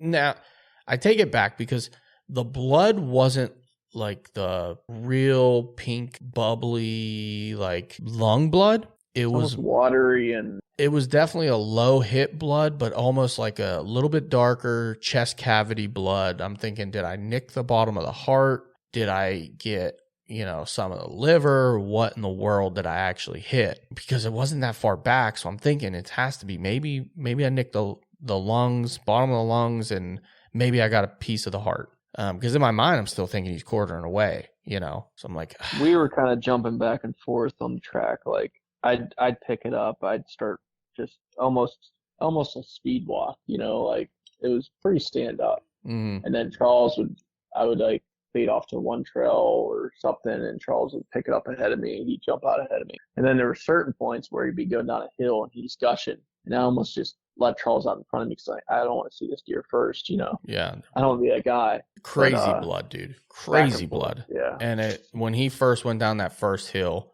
like he opened up. So he went through that thick stuff and he popped out onto the same 4-wheeler trail, just probably 100 yards down from where I was hunting. And shit, he's on the 4-wheeler trail. And he's heading towards an area where we're pretty comfortable. We're pretty knowledgeable of the area. And he's walking right down the middle of the trail. Blood everywhere. I'm like, this is not good, right? Like he shouldn't be walking down. But then again, this is his safety area. Nobody hunts back here. Nobody's touched his foot back here. Like, why wouldn't he walk down the trail? Everything else is a mess. Like, you can't just walk through the woods anymore. Everything else is a freaking mess. So he's going right down the middle of the trail for a while. And we're just walking, following blood. And he goes down the hill. Friday the 13th blood. It was kind of like Tuesday the 17th blood. It was Tuesday the 17th blood for sure. Yeah. And it was weird because the blood trail itself had a lot of different features to it. Like there were spots where it was spraying it out and there was like a bunch of little speckles. And then, but it was also like pouring out of them, with and there's times where it's just like glop, glop, glop, glop. Mm-hmm. Like bloop, like bloop, bloop of drop, big drop. Yeah, like big drops, Yeah. I'm like, well, at least it was a low hit. They're bleeding. We're just going to keep it's a front shot. Like, as long as we got blood, let's just keep going. So we followed him all the way down. He went down a hill and through these big open pines. And like in the pine needles, you can see blood all over. And I kept stopping Charles. I kept going, hey, time out. Like, what are you thinking? Like, what are we thinking here? Yeah. I didn't want to get too far ahead of myself, for sure. I didn't want him to like overthink. I mean, not or underthink, I guess, what was actually going on. I didn't want to jump the deer again. I didn't want him to just like, you start seeing like good blood at times or like medium blood at times, and you start like getting like, okay, this deer's gonna be right around the corner. Mm-hmm. But like it got to a certain point where we were tracking him for so long. I'm thinking maybe it's best that we don't keep pushing, Every 100 yards, I was thinking the next 100 yards, we're going to find this deer in my mind. Yeah, but like Joe's saying, I wasn't analyzing it because when it's my own tracking job, I have a really bad job of doing that for my own. Like if I'm doing someone else's track, I'm thinking the whole times and kind of like getting your idea, getting you to actually like take a couple seconds to actually think through the process before continuing on. Yeah, because I get ahead of myself and I'm just like, I just want to find this deer. I don't care. But other people's deer, I'm thinking the whole time, like, what would they have done? What could they have done? But in my back of my mind, I know where I saw the arrow just hit. So, like, I'm thinking this deer's definitely dead. There's no way he lives. And we keep tracking, and we go across this wide open field. And and then a blood's picking up, and I'm like, he's going to be here right in this field somewhere. Like, this is awesome. And then we get through the field. And the field, I mean, honestly, for it being a field, a grassy field, high grassy field, that's a tough track. And we were picking it up pretty good. Like, we moved through that field within minutes. Blew right through it. So we get to the edge, and he goes down into this bottom that's kind of thick and nasty. And I'm like, that's when I'm like stopping Joe. Past and I'm the like, murder hey, ladder. yeah, right past the murder ladder. I'm like, Joe, hold on a second. Let me stop you now. What do you think? Yeah. You know, like, what are we doing here? What should we do? Like, should we back out? And we're both kind of like, now Russ is just coming. He's just showing up with the 4-wheeler. Well, this is the point where we're moving into a thick area. So it's like, he's definitely going down there to most likely bed down there. You know, this is most likely where he's going to bed next. Yeah. And even though we found like the bed and the blood, we talked ourselves out of that being the deer because we thought he went a totally different direction. Really playing it back on where he come out in the trail. That was him. For sure, that was him that we jumped. But like, we're playing it out like it wasn't. So we get to this point, and I'm like, dude, I really don't know what the hell to do. At this point, I'm questioning everything. And I'm like, screw it. We have the blood. This is like the spike I shot years ago. My first ever archery shot deer was the spike, you know, and it was a low below the heart shot. And we're like, we got the blood, just keep running them. Let them just keep pumping blood out. Maybe I got a piece of those lungs and they'll deflate. And we started tracking, and dude, there was just crazy blood. Good the whole way. We get through the woods. He pops out into like this high goldenrod field again, and we're following it right through the goldenrod, walking right through it. Well, he pops out into a corner of a cornfield, and like the corner of the cornfield is where the corn failed. So like the stalks are real short. There's like this dead sprayed grass that's freaking needle thin, and it's dry earth. It's impossible to see blood. But we're picking up like on a couple corn stalks, and we got a couple spots, and that's it. We don't see another thing of blood. We're looking everywhere. We can't find blood. We're looking up and down the rows. Like, cannot find, we're doing our circles. No blood. I'm like, dude, this deer didn't just stop bleeding. No. We've gone I drew a line. It was like 0.66 miles. I know Joe drew approximately because I couldn't put my tracker on. My phone was on 3% like an idiot. I should have, because you could get a lot of good intel off of long tracks like that. And that's where I found my apple tree, actually, where I shot 2 wall hangers out of just a long track of a buck. From a previous buck. And he's doing buck things. You know, he's doing what he's going to do. So I wish I would have turned it on, but as a bird, if we were a bird, which we definitely weren't that day, counting all the birds on my legs. We were not flying anywhere. We went like 800 and some yards. Yeah. So when I do my 900 yards, my wiggle waggle line, it was 0.66 miles to that last spot of blood. Joe has to go to work in the morning. I really, at this point, I'm thinking we need to back out, pick it up in the morning with daylight. I don't want to leave. I'm thinking we missed something. Yeah. You know, and that's the thing. It was kind of weird. Like, we're kind of by somebody's house now, and I kind of felt weird with that. I'm trying to track. I'm trying not to like shine too much light, and then we come out there. You know, like farmers always have that big flashlight in like the movies and stuff. And their shotgun in one hand. Shotgun and the big. Boy, get off my property. Yeah, that's what we're thinking. Right on you the first try. Mm-hmm. Like, like right on you. So I kind of like, I went to Charles and said, okay, well, mark that last spot, because I'm not gonna like hang out here, because we're obviously at a kind of a point of where we're missing something. Yeah, we're at a standstill, and at this point we've gone over half a mile, and I'm really frustrated with myself, with everything. Pretty good at tracking, so it's like rather both of us be out there kind of looking around. So we start breaking it down. I'm thinking, okay, well, I think he went over to this other patch of woods over here. I've never hunted it before, but it's real thick. But I'm gonna try to find some entries into that. And I'm following entries around that, and I'm around the other side of the corn, kind of following that up around. I'm like, dude, for how much he's bleeding, I would have caught blood by now. You know? So on something. He would have rubbed Charles on something. Doing the same thing on the other side, seeing back from a set of woods. He's not seeing anything. So then I'm like doubling back, and I'm thinking, okay, what if he backtracked? So now we're like doing the backtracking, and it's just sometimes when you're just doing circles like that, and not that it's later or anything like that, but your brain just starts spinning in circles. You know, we just tracked this deer for how long? And it's just like, you almost need a fresh set of eyes to kind of review this, and maybe some daylight will do you some good, I said.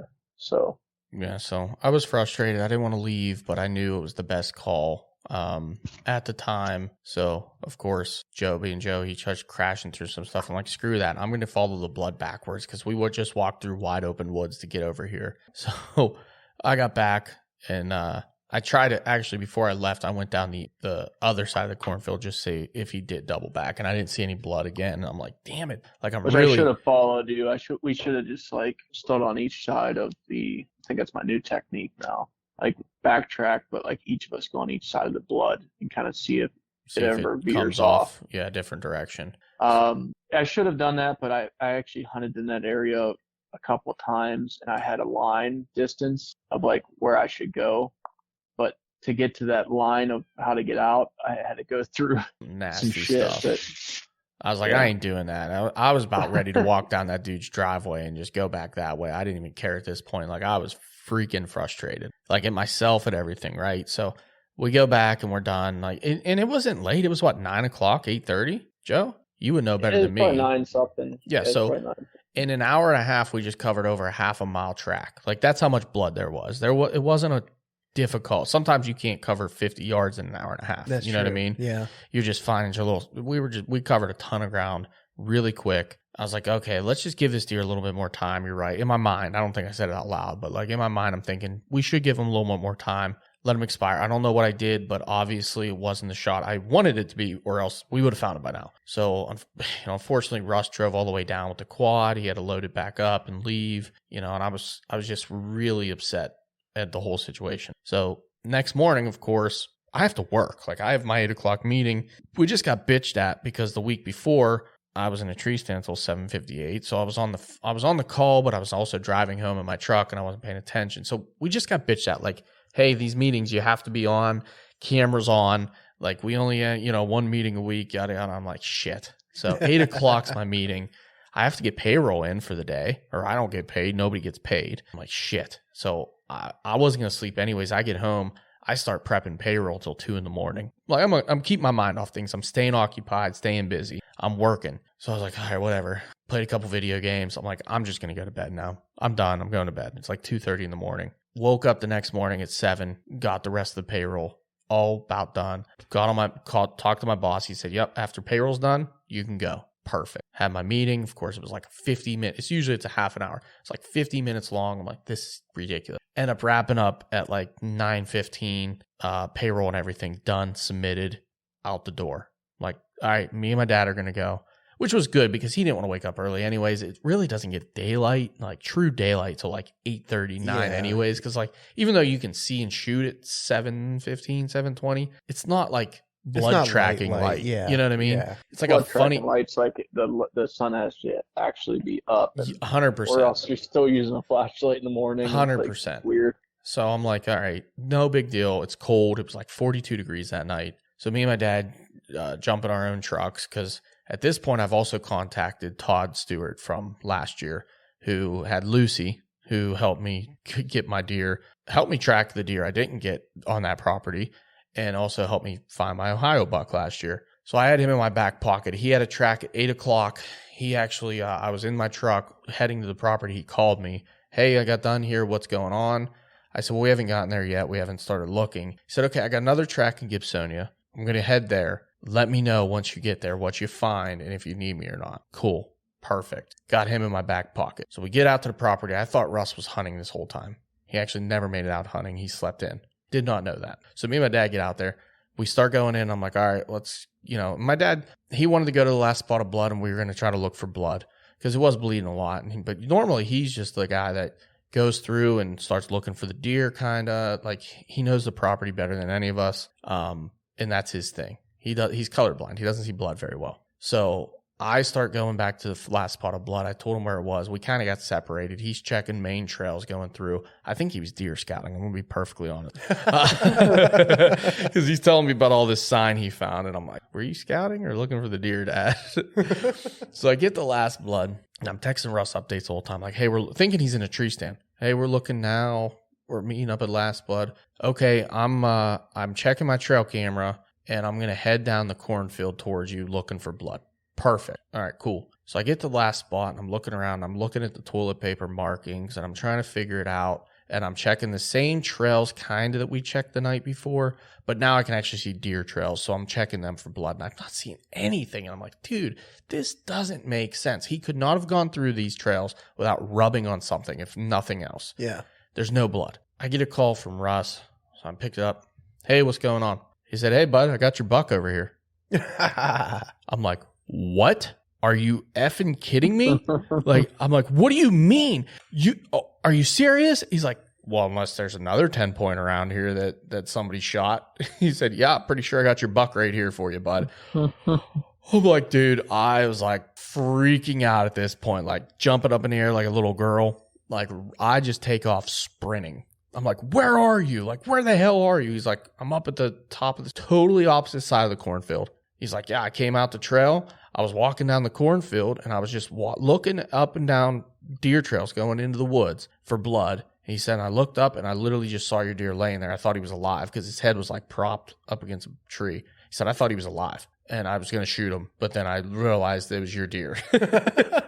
I was like, you got to be kidding me. So I run up there, and I'm like, where the hell is he? I'm looking everywhere, and I hear his whistle, and he's like probably 10, 15 yards into the woods in this little crabapple thicket. And it's thick, like the edge is thick. I'm surprised he even saw the deer. And I don't know how the deer got there. We backtracked blood.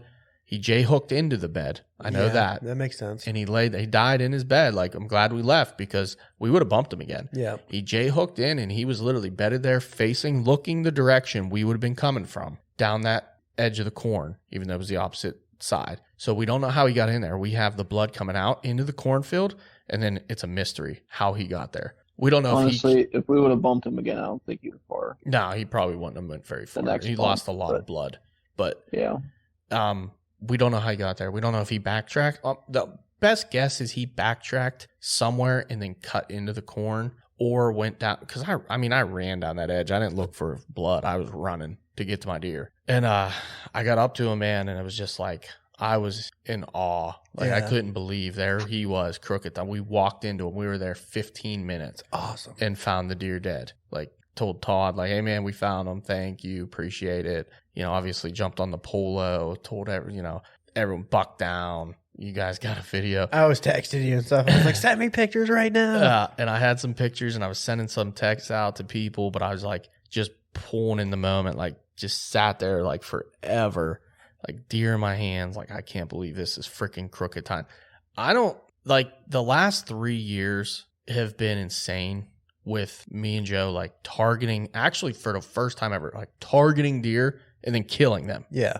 You know, we targeted that buck 3 years ago, and that's I what killed I was him. gonna bring up, like pretty much like I was saying last episode, Mm-hmm. how ever since we kind of teamed up and started just passing information back and forth, getting out cell cams and actually targeting bucks, like you're saying, we've been very successful. Like the 1 year you shot mine, I shot yours. Mm-hmm. Like that's. And then even last year, my target buck, I shot him. I didn't end up finding that deer. He survived, which I did check the leg, by the way, on Crooked Tine, and I did not see any visible wounds.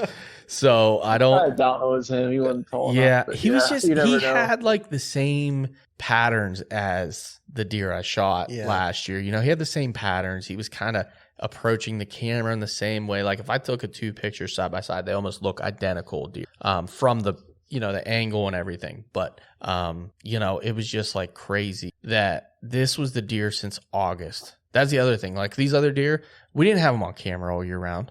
We picked up on them in the season, then we went after them. This deer we've been watching since probably July. It was like one of those deer where we're like, oh, he's an 8. And we see him the next time. It's like, oh, shit, I think he's going to be a 10. And then he's growing up, and we're like, he was number 1. Yeah, he's cool. He's got the Crooked Tine, you know, when he was showing up everywhere, you know, with the Crooked Tine. We almost thought there was 2 10 points on the property because we're like, I think his one side, I guess G2 is like a little bit curved, but when he had the velvet, it just seemed like it was more crooked. Yeah. So we're seeing like a crooked G2, and then we're seeing a crooked G3, and we're like, wait a second, what's going on here? Like, are these 2 different bucks? And then it just turned out to be the same exact one. Yeah. So like finally finding him, and if you notice in the pictures, that's not my bow, by the way. I took a picture with Russ's bow because I needed a picture with a bow in it. Yeah. And I left mine in the truck like an idiot. I couldn't have, I didn't want to bring it because I didn't have a tag. Technically, I didn't have a tag. And I was like, if we see the deer at this point, there's no way he's still alive. What do you mean technically? Well, I mean, in my mind, I shot a You buck. didn't tag Oh, the deer yeah, yet. I see. You know what I mean? I know don't what have you're saying. doe tags. Yeah, right. And I didn't tag him yet, technically. But, like, I just left my bow in the truck. I brought my essentials, and I was just, like, more focused on just finding the deer. I didn't want to be hauling a bow around all the time. So I took pictures with Russ's bow. That's cool, though. So Dad made it over? Yeah, so at this point, I called Dad, and I'm like, dude, Russ found him. He's like, what? I was like, Russ found him. He's like, I didn't know Russ was here. He had no clue Russ was there. I'm like, yeah, he was hunting, and he came down from his trail camera. I thought he was hunting still at this point. As No. Dad's putting He's dropping tacks in the pins. trees. He's dropping pins on his Onyx right now, like with his pointer finger and his He's putting cheaters bright eyes on. in the trees. You know, he's bright eyeing his way back to the truck. Yeah. I'll be right over. Let me just, you know. But yeah, he's like, well, I didn't know Russ was here. I'm like, yeah, he was hunting and he's checking his camera and he just bumped into the deer. I'm like, that's crazy. So really, he slept in and he took his 4-wheeler in because he's been meaning to not check his camera. It's a cell camera, but something was in the way of it. So he had to clear it a little bit. Yeah, it was still alive. You know, he had to clear it and fix it up and stuff. And that's the only reason he ended up finding that deer. Is went in from the other side, had the quad in there, which I didn't even know he had the quad. Didn't hear it or nothing. And he was back in there with the quad and everything. But we couldn't get the quad to the deer because the edge was so thick. We could have. He just had it on the other side of the property. Basically, he had to go walk to it. Right. Where my dad went back to the truck, drove it to the other side of the field, and brought the deer cart in, which, boy, my forearms are so sore right now. We should have just taken them down the hill and out the way we came in. Yeah. Instead, we chose the long route for some reason, uphill. I don't know why, but regardless. It's awesome. Yeah, man. Threw him on the cart, got him out. It was all work from there. I wanted to enjoy the moment, you know, with Russ and my dad. Obviously wish Joe was there, but he couldn't have been there. He was at work.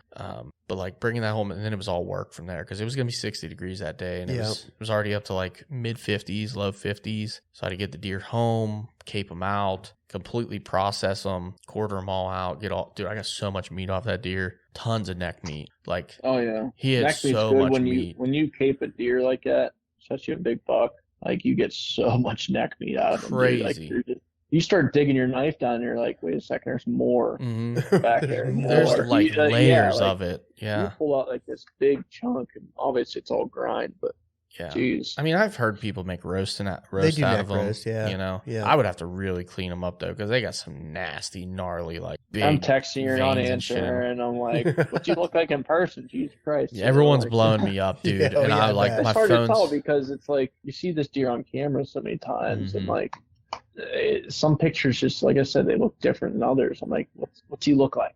Yeah, like what's he look like? He had a huge head, big body deer. Definitely a mature buck. Huge head. Oh yeah. Like even when I brought him to Jen's, this deer's head is huge. He's like, you never see heads like this for Pennsylvania deer. He's like, it's freaking giant. Oh yeah. Like, I saw the one picture we had on camera. I think I just had his head and like some of his shoulder on the scrape corner, and I was like, holy shit! Like I was just looking at it not too long ago. I think he was maybe still in velvet, but I was like, man, it's fucking like. You can just tell by his face and everything. He was just mature. He had a huge head. Yeah. Huge. Yeah.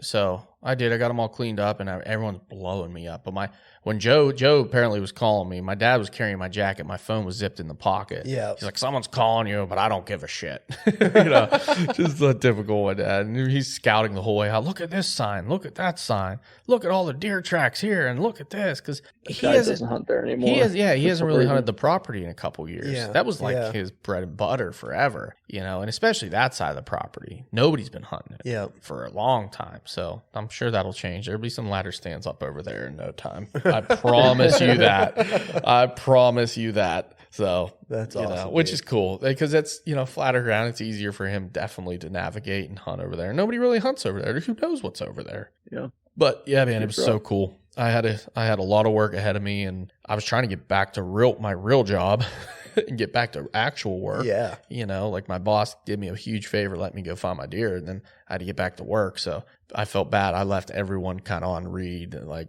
everybody, Yeah.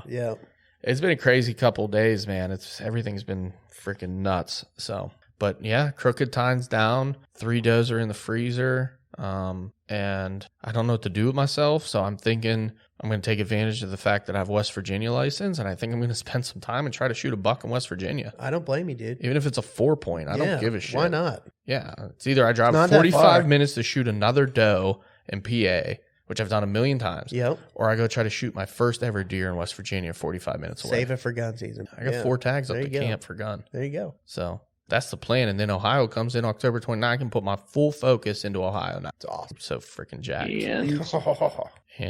And then? I'm that much more excited, Austin, because now all of Charles's cell cams are 9. That's right, buddy. I'm up next. He's gonna pull a ball and take him to West Virginia. Start putting him in Ohio. That's so funny.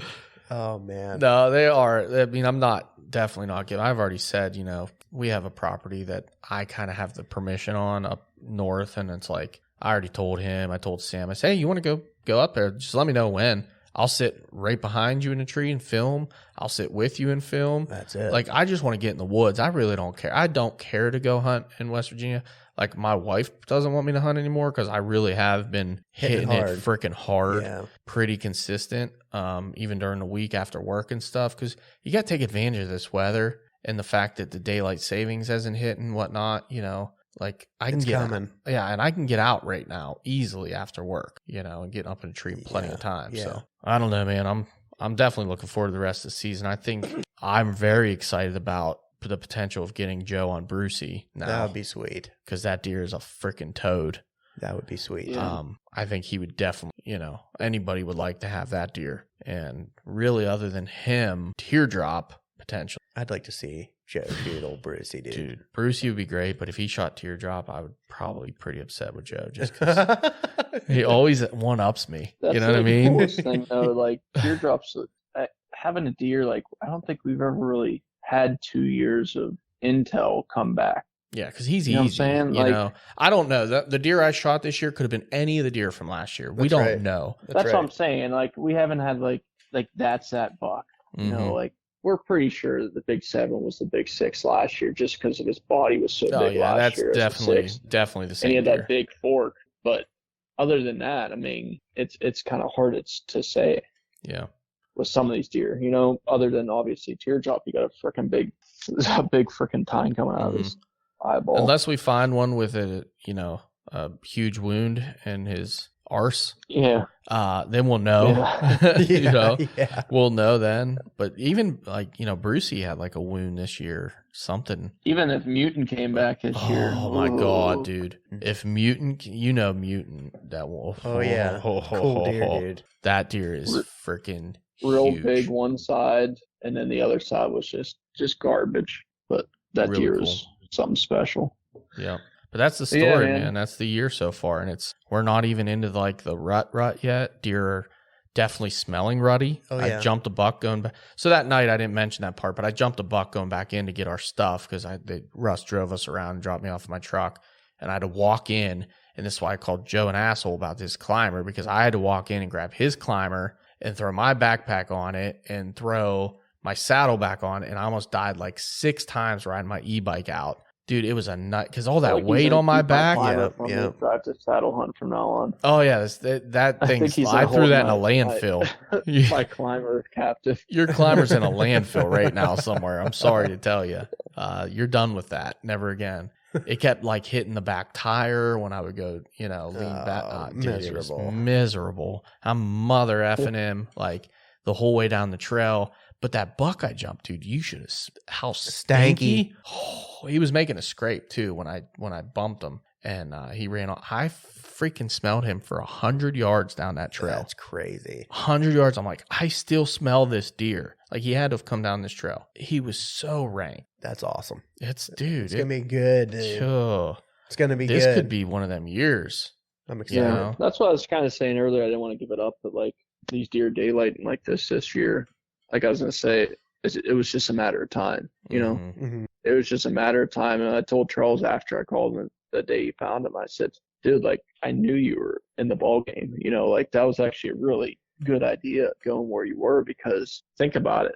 okay, he's daylighting. Where did he daylight last other than my camera? He daylighted past your camera the week prior. So it only made sense to go in there and jump in that tree because, you know, he's in the area. It's not like he was far. Like you said, we were only less than 200 yards away. Yeah. So, and honestly, I think they would have come down to me possibly, but I don't know if they would have made it by daylight hours. Yeah. Maybe. They could have. If they would have went down the hill and circled back, they could have easily came to left, you. yeah. But every other deer was kind of going up towards like the top field, but it's hard to say. Yeah, like who knows what they were going to do? They could have dropped down anywhere on that hill, but I didn't even highlight it enough in the whole story. But like that whole hunt was my coolest hunt ever. Because like I said, and I did highlight, but like having 2 target bucks together like that, time. working scrapes together. That doesn't happen. Dude, you see that kind of shit on a movie, like on a freaking YouTube channel or whatever, you know, Midwest Whitetails, you know what I mean? Like that's the shit you see there. It doesn't happen. Cupine and splits coming in. Right. Yeah, exactly. Like that stuff is once in a lifetime. Upgrading. And of course I hit record on my GoPro and it died before it all went down. Come on, man. I meant to check when I got in the tree. I meant to check my battery, but I literally just had it on like the night before I had it, and I was deleting a bunch of stuff off the card, and I had plenty of battery. So I don't know. Maybe I left it on accident. I don't know, dude. Yeah. But I just remember, like, I didn't even look at it. I just put my hand down and hit record because it was set up already watching that trail. I don't really care, man. I actually did get that second doe I shot on film. It's awesome. Yeah. I'll have to show you the video sometimes. I got it from the GoPro, zipping through them. It's pretty dark, but I'm a fan. So I'm sorry, this has gone really long, but like, man, what a year. It is a good story, man. I'm down for it. I love it. Congratulations, man. Thanks, that's buddy. Freaking awesome. I love a good buck story for sure. I do too. Now one of you two suckers need to get one so we can really get an all-in podcast and just freaking party. Let's do it, Joe. Yep. Clank some antlers together. I like it. Yep. Yeah, I'm hoping for the best this year. I mean, Saturdays, and then I'm trying to like still a daylight week. I mean, a weekday every week. But it's kind of tough, man. Like I said, I barely ever get out in time. It's like I don't want to do more harm than good. I don't blame you. It is tough. But all right, boys. Well, let's wrap this one up. I know it's really late. Joe has to wake up in like 4 hours. I know Austin wakes up early. I'm the only one that gets to sleep in till 7 tomorrow. So I still got a bunch of stuff to do tonight. But yeah, I'm sorry, guys. It's all good. I love it, man. I got to pee. That's about the biggest thing that's going on in my head right now. Well, let's wrap this thing up. All right. Joe, Chuck. Yeah, buddy. Until next week. Distraction is real. Distraction's real.